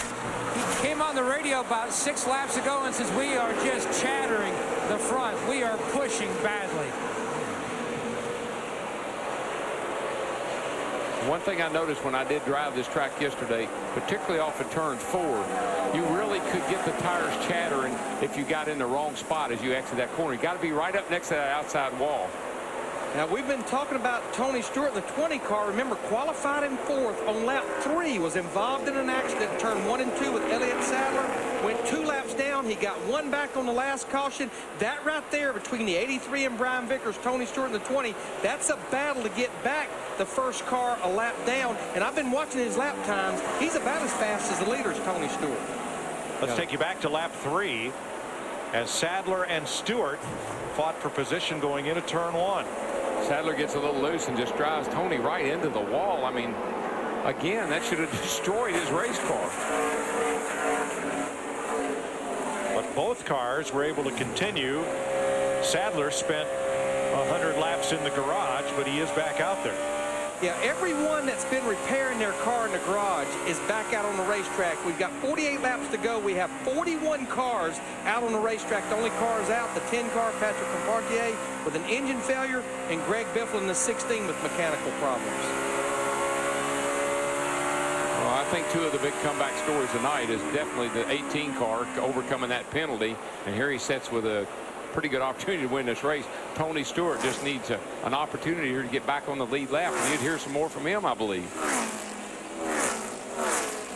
I tell you, Tony ran that 83 car down Brian Vickers, but Brian Vickers is not rolling over. Remember, Brian Vickers was involved in the accident coming on to pit road with the 12 car a few laps ago. And then spun on the front straightaway. Turn 4. Had a very exciting night. Yeah. So there's the battle for free pass position. While Stewart's teammate Kyle Busch now leads Carl Edwards by 1.6 seconds with 46 to go. Oh, the plot thickens. Stay tuned for more NASCAR on Fox.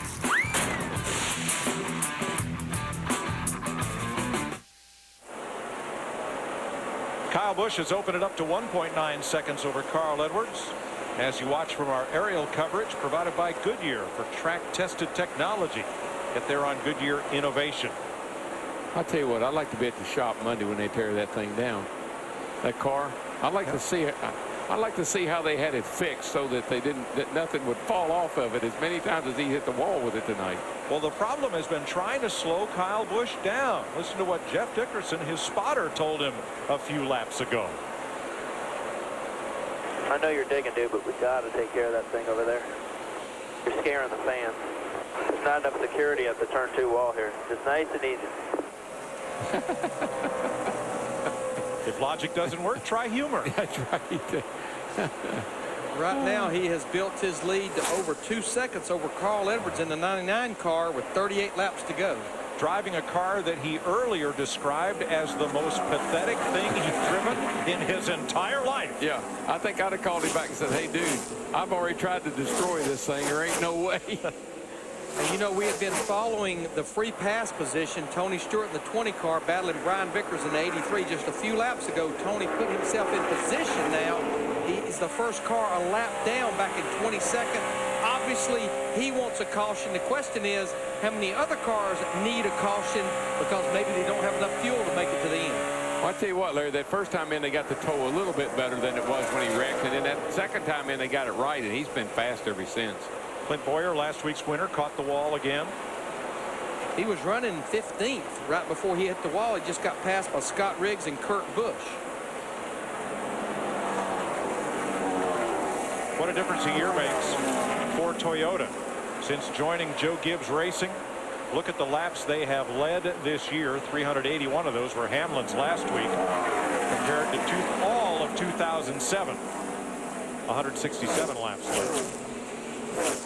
And you know, I think we've got to give a call to the Toyota teams that went through the building last year of that manufacturer. Certainly, as our boss David Hill says, a rising tide lifts all ships. Certainly, you look tonight at Dave Blaney, Bill Davis Racing, who actually helped Toyota get their start in NASCAR about 5 years ago. Dave Blaney sitting there running 5th, and we've got David Ruderman of Michael Waltrip Racing sitting there running 19th right now.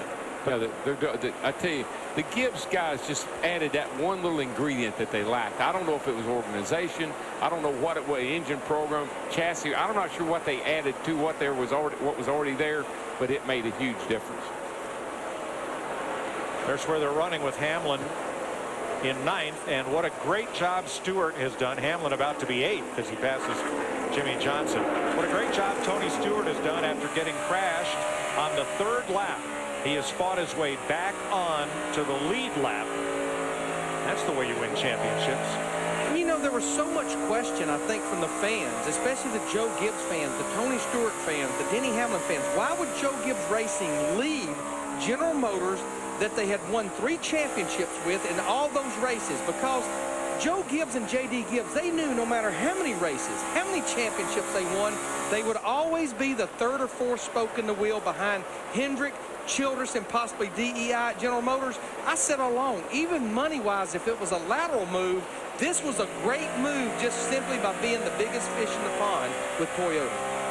Stewart just passed the 2nd place car, Edwards, and let me correct, he is not back on the lead lap, but he would be if a caution comes out, or if he passes his teammate Kyle Busch on the racetrack. But either way, he needs a caution to get back in contention. But either way, he's done a great job. What happened to the 1 car, guys? Well, he hit the wall and was passed by Jamie McMurray and by the 28 of Travis Quapple, and he goes back after Quapple. And you know, Jamie McMurray is another one of those cars, the 26 car, that has just kept his nose clean and his side clean, and now he's worked his way into the top 10. Here's what happened to Truex to take a few more of the decals off the side of his number 1. And McMurray goes by as Truex rights himself. I wish I'd have been smart enough back in the day to put foam in my right side door. Dadgum, that would have been. 30 laps to go. Kyle Busch leading Carl Edwards and Jeff Gordon, and will we need one more pit stop? That's the question. Kyle Busch right now 3 1/4 seconds in front of Carl Edwards. We've been talking a lot about the Roush Fenway woes with lug nuts. David Reagan in the 6th car, he actually just passed Dave Blaney a lap ago, and that moved David back into the top 5. This kid just keeps getting better and better and better. This would be my wild card next week in the All-Star Showdown to win the race and transfer to the All-Star race. Well, we've talked about how young drivers often don't get much of a chance to perform at the top level of NASCAR. It's either you have it and you're quick out of the box right away like that guy, Denny Hamlin, or you don't. Jack Roush gave David Reagan enough time to mature as a driver at this level, and he's being rewarded. Reagan has really come into his own. Darrell, like we've said, we like that old crew chief he's put him with, Jimmy Finney. Smart guy. This one's starting to look like a sequel. More NASCAR on Fox to come.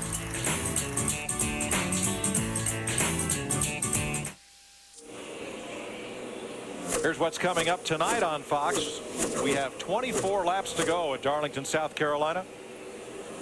On the Fox ticker, you see Kyle Busch leading Carl Edwards by 2.8 seconds. Jeff Gordon and Dale Earnhardt Jr. close together. And then the Fords of Reagan and Kenseth. The Toyotas of Blaney and Hamlin. The Chevy of Jimmy Johnson and the Ford of Jamie McMurray and Travis Kvapil.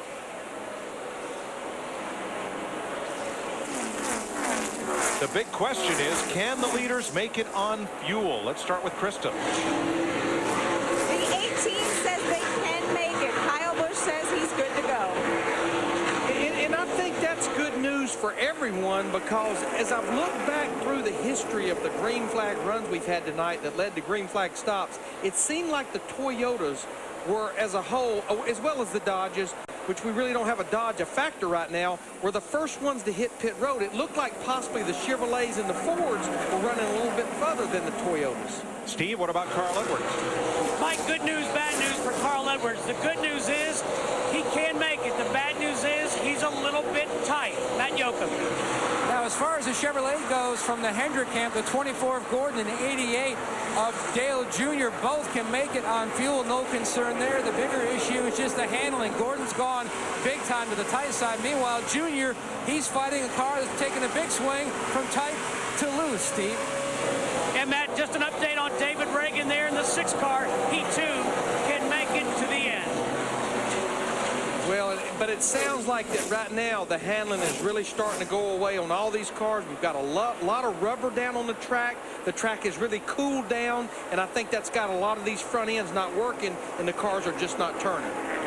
Not counting the fact that the guys are getting a little bit tired, because this is a long, hard race without a lot of cautions. Really been up on the wheel tonight. Matt Kenseth 6, Dave Blaney 7. In contention all night. Dick? Blaney's lost a couple of spots, Mike, because the car has gone tight since the last pit stop. Virtually every 10 or 12 laps, crew chief Tommy Baldwin has told Blaney to save fuel. It will be very close as to whether he can make it or not. And that's one of the Toyotas that I was talking about. Look at Tony Stewart. He is flying. He might be the fastest car on the racetrack, and he may get his lap back on his own the hard way. Oh, by all means, he's the fastest cat out there. He has chased Kyle Busch down from a mile back, and he's closing up here. He can get back on the lead lap all by himself. Incredible that they've been able to fix that car and get it up there and competitive as it is. Yeah, considering he's working on cracking the top 20, what it looked like on lap 3, laid up against the wall, turn 1. I thought it was going to be a bad, points night for him. He'd be in the garage, but they worked on it and fixed it. Darrell, how hard to retain your focus when you get knocked out of contention on lap 3 at a place as demanding as this? Well, the good thing is, you got all night to work on it. You got all night to maybe get back in there somehow if you can, so that's the good news. You don't want it to happen at the end of the night. I believe the car that the handling has went away the most here in the closing stages of this race, Jimmy Johnson in the 48 car, he continues to lose positions. That's a battle with Jamie McMurray in the 26 for 10th, and you see Jeff Burton in the 31 right there behind him as well, as we'll be coming to 16 laps to go next time. Yeah, I think 48 cars just had a rough week. They qualified 3rd. That's pretty good. That's the only good thing that's happened to them since they've been down here. Yeah, wrecked twice yesterday. Had to go to a backup car.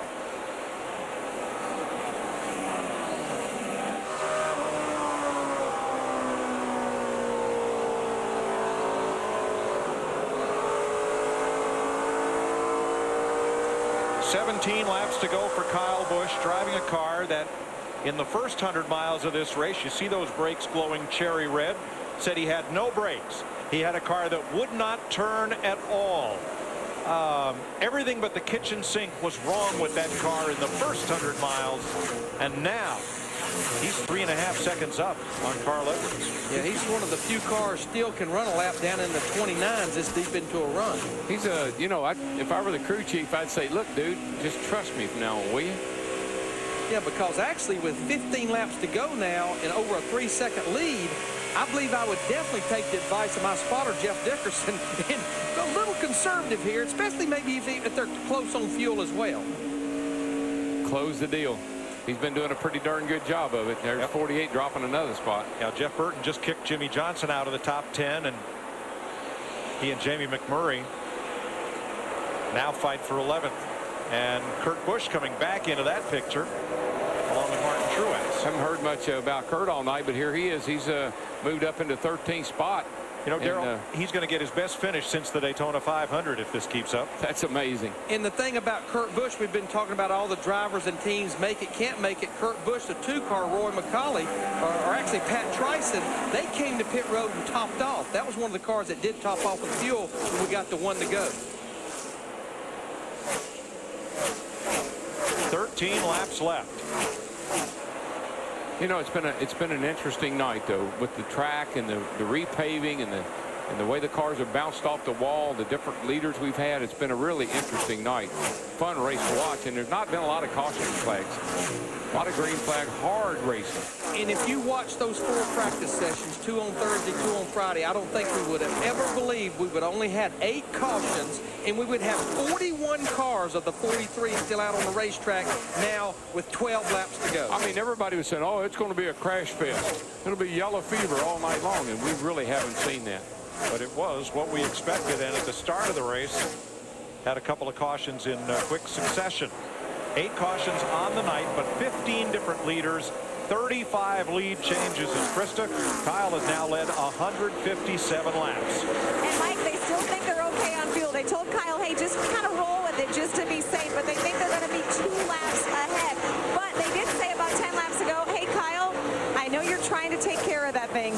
Could you just take care of it a little more? Yeah, I would say he could knock about another couple of tenths a lap at. I watched him. He got down to about a 30 flat, a 30-10. Last lap, 29.81. Picked back up 2 tenths.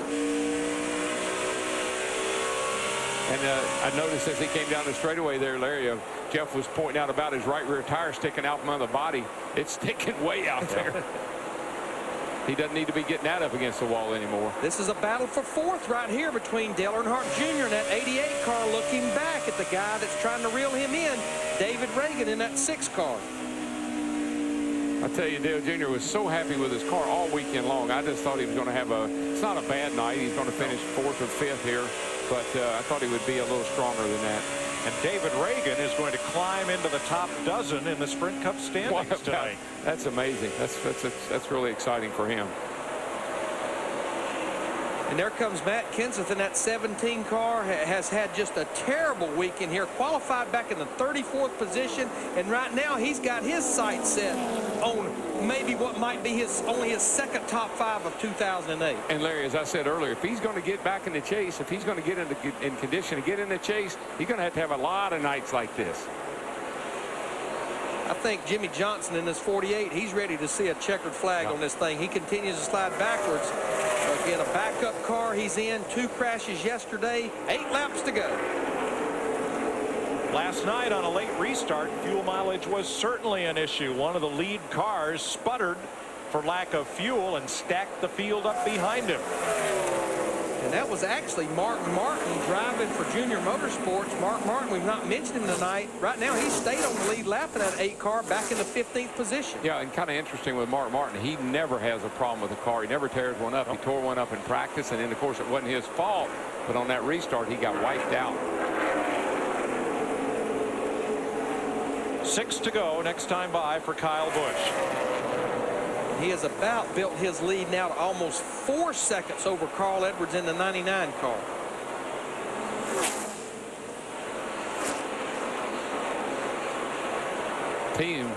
Team cars here. 5th and 6th place, Reagan and Kenseth. And they are right there on Dale Jr. too. They're closing up fast on him with that 41. Won't get out of the way. Junior's going to try to get by him on the inside here, looks like.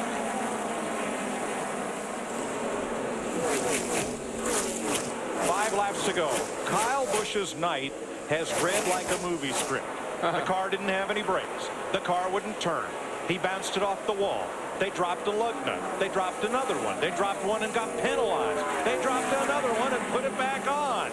Hollywood couldn't come up with a night like this for a race car driver, but here he is, overcoming the penalty and all. Kyle Busch back to the lead and pulling away. You can't overcome talent. I mean, when you have the kind of talent this kid has, you just about got to take the car and lock it up in the garage to keep him from winning. We've got 4 laps to go, about 3.5 laps to go for Kyle Busch. I'm just hoping and praying that when he gets out of the car tonight, he'll have something nice to say, because his driving is impeccable. And when he gets out of the car, that's questionable. You know, certainly it has paid off. There's 3 right here. It has certainly paid off for Rick Hendrick to get Dale Earnhardt Jr. over there in that camp. He has almost carried the Hendrick banner most of the year, but I said all along that whoever got Kyle Busch, that was going to be the real winner in all this trading of drivers headed into 2008, and he's not let me down. As right now, he's about 2.5 laps away from what will be his 3rd win of 2008. If you can't learn something from Rick Hendrick and Joe Gibbs, you right here, bud. You ain't never going to learn. 2 to go. And Krista, it sounds like Kyle has been pretty silent on the radio these last 50 miles. Yeah, I don't know if 500 miles here in Darlington, if he's lost his voice or what, but we have not heard from Kyle Busch. He has been very quiet and very consistent in that race car. I think he was just ready to get this thing over with and celebrate in victory lane. I think, Krista, what happened to him, I think he did so much whining and complaining early in the race there that they just finally told him. They may have turned his radio off. Man, here it is. White flag. Easy, buddy, easy. And remember, he came in here our points leader after finishing 2nd at Richmond. He'll certainly stretch that points lead out, because right now Jeff Burton in the 31 car is running back in the 10th position. His 4th try. How proud of you guys I am. His 4th try at Darlington. His 1st checkered flag. Kyle Busch wins the Dodge Challenger 500. My goodness. Who would have thunk it? Carl Edwards comes home 2nd. Jeff Gordon's coming home 3rd. There you see Dale Earnhardt Jr. 4th. And how about that battle for 5th between teammates David Reagan and Matt Kenseth? Quite a battle down to the wire. There's the man of the hour right there. We just saw him. Kyle Busch in 18 gets a little thumbs up from Carl Edwards in the 99. Thanks, Jeff. You're my hero, buddy. Talking to a spotter there. Great job, Wild Thing. Proud of you.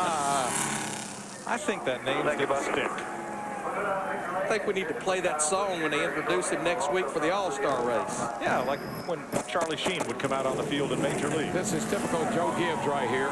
There he is right in the middle of them. He rallied his troops together there about halfway through the race. Great coach. Great coaches can get great people to do great things.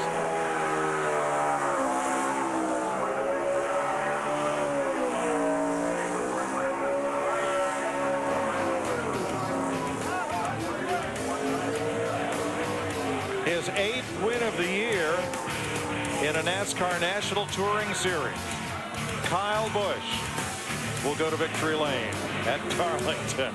How about that?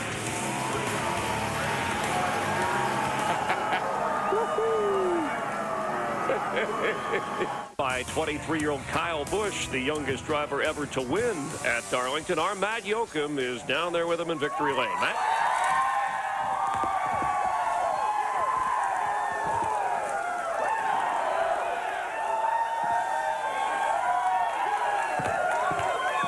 Took a bow on the front stretch. You bounced off the wall more times than we could count. You had a penalty, lug nut issues. You saw just about everything tonight. What does it mean to win a crown jewel event here at Darlington? This is pretty awesome. Darlington's obviously showed again tonight that it's one of the hardest places. Always has been, always will be. And even with the fresh asphalt, this place is tough. And so I just can't thank this M&M's Joe Gibbs Racing Toyota team enough. You know, they did an awesome job. And we're going to go through an awful lot of Mac tools here this week fixing this thing, but that's okay. And, you know, it's just an awesome win for us. I just can't thank these guys enough. And preparing such a great race car, and the lap cars at the end were great. They gave me all the room in the world. So it's pretty cool. Who kept you in this game mentally? Your spotter was talking to you, trying to get you to calm down. Steve Addington, everybody. Everybody did their part. Anybody who was on the radio. So Addington did a great job. Crew chief in making great race calls, and Jeff Dickerson up top, man, he's my savior every week. So he's a pretty awesome dude. And I thought that was Steve Addington gets it. I thought that was Dickerson. Usually when Dickerson gets in here, he gets a bath too. So what about that pathetic car? Man, it just doesn't turn. It doesn't want to do what it needs to do here, especially and this place became aero tight. I mean, it just became one of those aero sensitive racetracks because there's only one lane you can run around this place. That's the fast way around. And anytime you got to get by somebody, you just got to save your stuff and try to maneuver past them somehow, some way. But it's hard to do. And yeah. Again, Joe Gibbs Racing, Toyota Racing Engines, and you know, TRD, everybody that helps out on this thing. And SNOS Energy Drink's pretty refreshing too. Congratulations. A good gulp there by Kyle Busch. For the second straight year, the championship point leader wins at Darlington. Steve?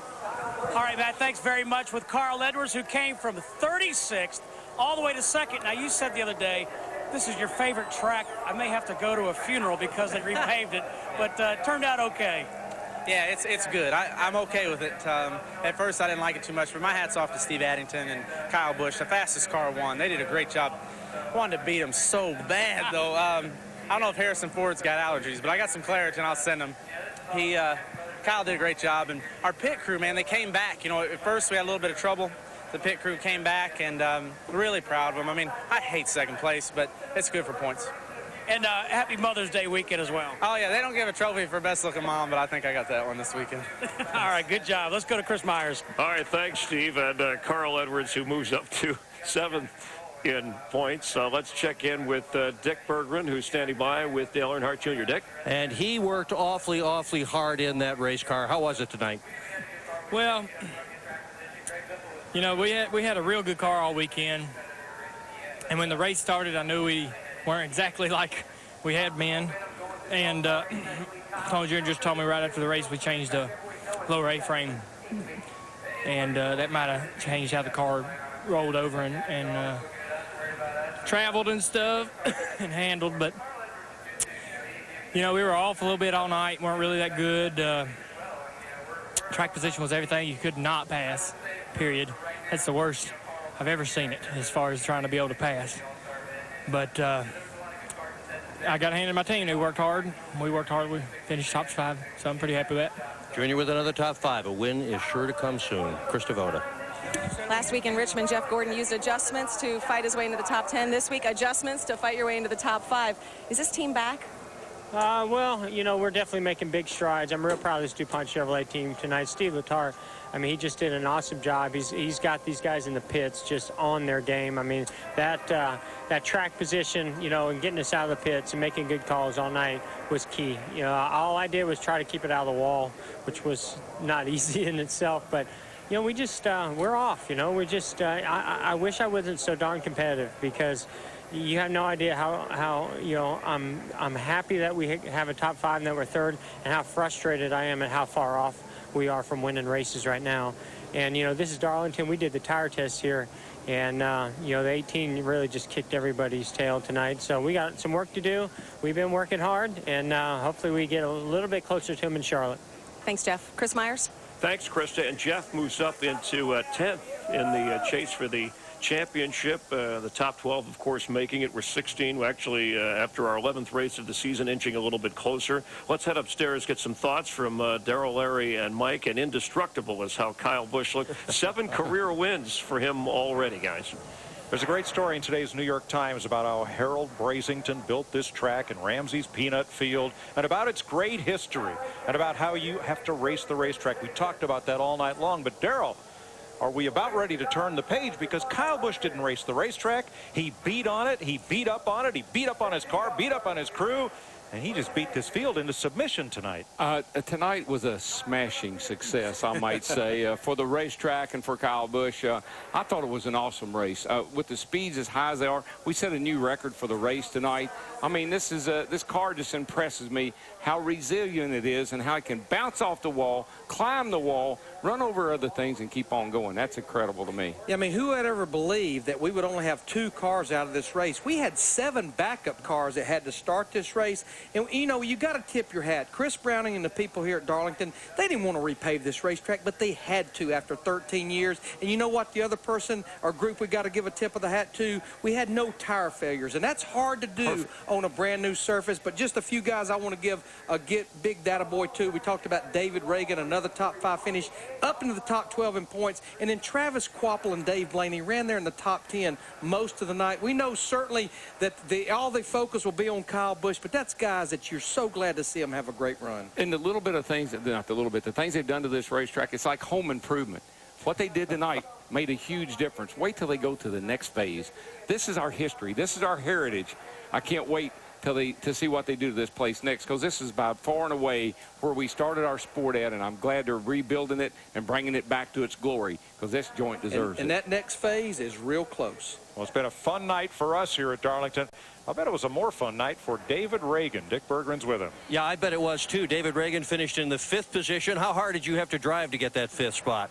I had to drive as hard as I could without beating up my right side of my AAA Ford. My spotter and Jimmy Finning probably wore out 2 sets of radios telling me to keep it calm and keep it off the wall. But that was a fun race, and man, to run in the top 5 here at Darlington, that's pretty special for, you know, my family and for all the real race fans out there. A lot of fun tonight. Yeah, and he's in the top 12 in points too, Chris Myers. All right, thanks, Dick. Yeah, 2 top 5s in the last 3 races for David Reagan. As we look at our unofficial results here, Carl Edwards finishing just behind Kyle Busch, Jeff Gordon, Dale Earnhardt Jr. Pretty impressive leaderboard. Matt Kenseth, remember in 2005, he was 24th, worked his way up to make the chase before finishing 7th in that championship year. And as we work through the order, Jeff Hammond. Well, you take a look right back there. Jimmy Johnson struggled right there at the end. Mark Truex Jr. had a good car. How about Tony Stewart? Right at the end, probably had one of the fastest cars there, but because of that second lap incident with Elliott Sadler, he really struggled to get back to finish up 21st. But tough racetrack, and it pretty much shows all the way back to the fact that the guy who was a pole sitter, Greg Biffle, finishing dead last because of a mechanical problem. Yeah, and 4 wins for Toyota this year. They had no wins last year. So whatever Joe Gibbs, whatever they're paying him, it's worth it. And the point standings with 15 to go until the chase. Jeff Burton still 2nd. Denny Hamlin hanging in there at 4th. Carl Edwards moved up a few notches. Kevin Harvick, who had a rough night, and Jeff Gordon moving into the top 10. And Jeff, you talked about it with Darrell in the pre-race show. We counted 24 cars and more than 40 hits against the wall, some guys 2 or 3 times. And somehow through all this, they earn their stripes. That's what Darlington does to you. They leave their mark, but Kyle Busch survived it. Yeah, guys like Sam Hornish, I think he hit it probably about 20 times tonight. One of the hardest licks we saw all night long had to have been Kevin Harvick, but this is what Darlington's all about. You know, you think about the lady in black. Well, this wall was perfectly white when he dropped the green flag about 4 hours ago. Now you see the black stripe that just about goes all the way around the outside of this racetrack. Again, this is what this track is all about. Saturday baseball on Fox, the Brewers and Red Sox, Dodgers, Angels, Indians, Reds, and the game of the week, 3:30 Eastern, 12:30 Pacific in high definition. So with Kyle winning 3 races this year, Carl Edwards 3, Jeff Gordon, Dale Earnhardt Jr., Tony Stewart, they've yet to win. Well, what you're looking at right now has to be the fact that these guys are kind of shaping up to have a pretty good battle between these 2 young lines. For Jeff Hammond, Chris Myers, thanks for being a part of NASCAR on Fox. And to all the moms out there, have a great Mother's Day. Thanks for watching. Love it when it's forward, love it when it's fast, love it when the leaders come back is moving fast, love it when they make it loud and lots of noise, can't wait to hear the double say. Boogity, boogity, boogity, let's go racing, boys! Let's go racing, boys. Let's go racing, boys. But some trucks carry other things, like pride, like passion, like our future, and our heritage. These are our trucks, and this is our racing.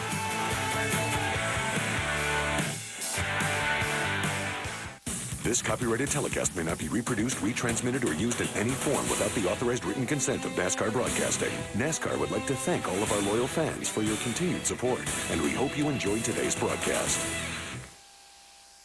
This has been a presentation of Fox Sports, home to the World Series, the BCS, the NFC Championship, the Daytona 500, and FoxSports.com, the world's favorite sports site.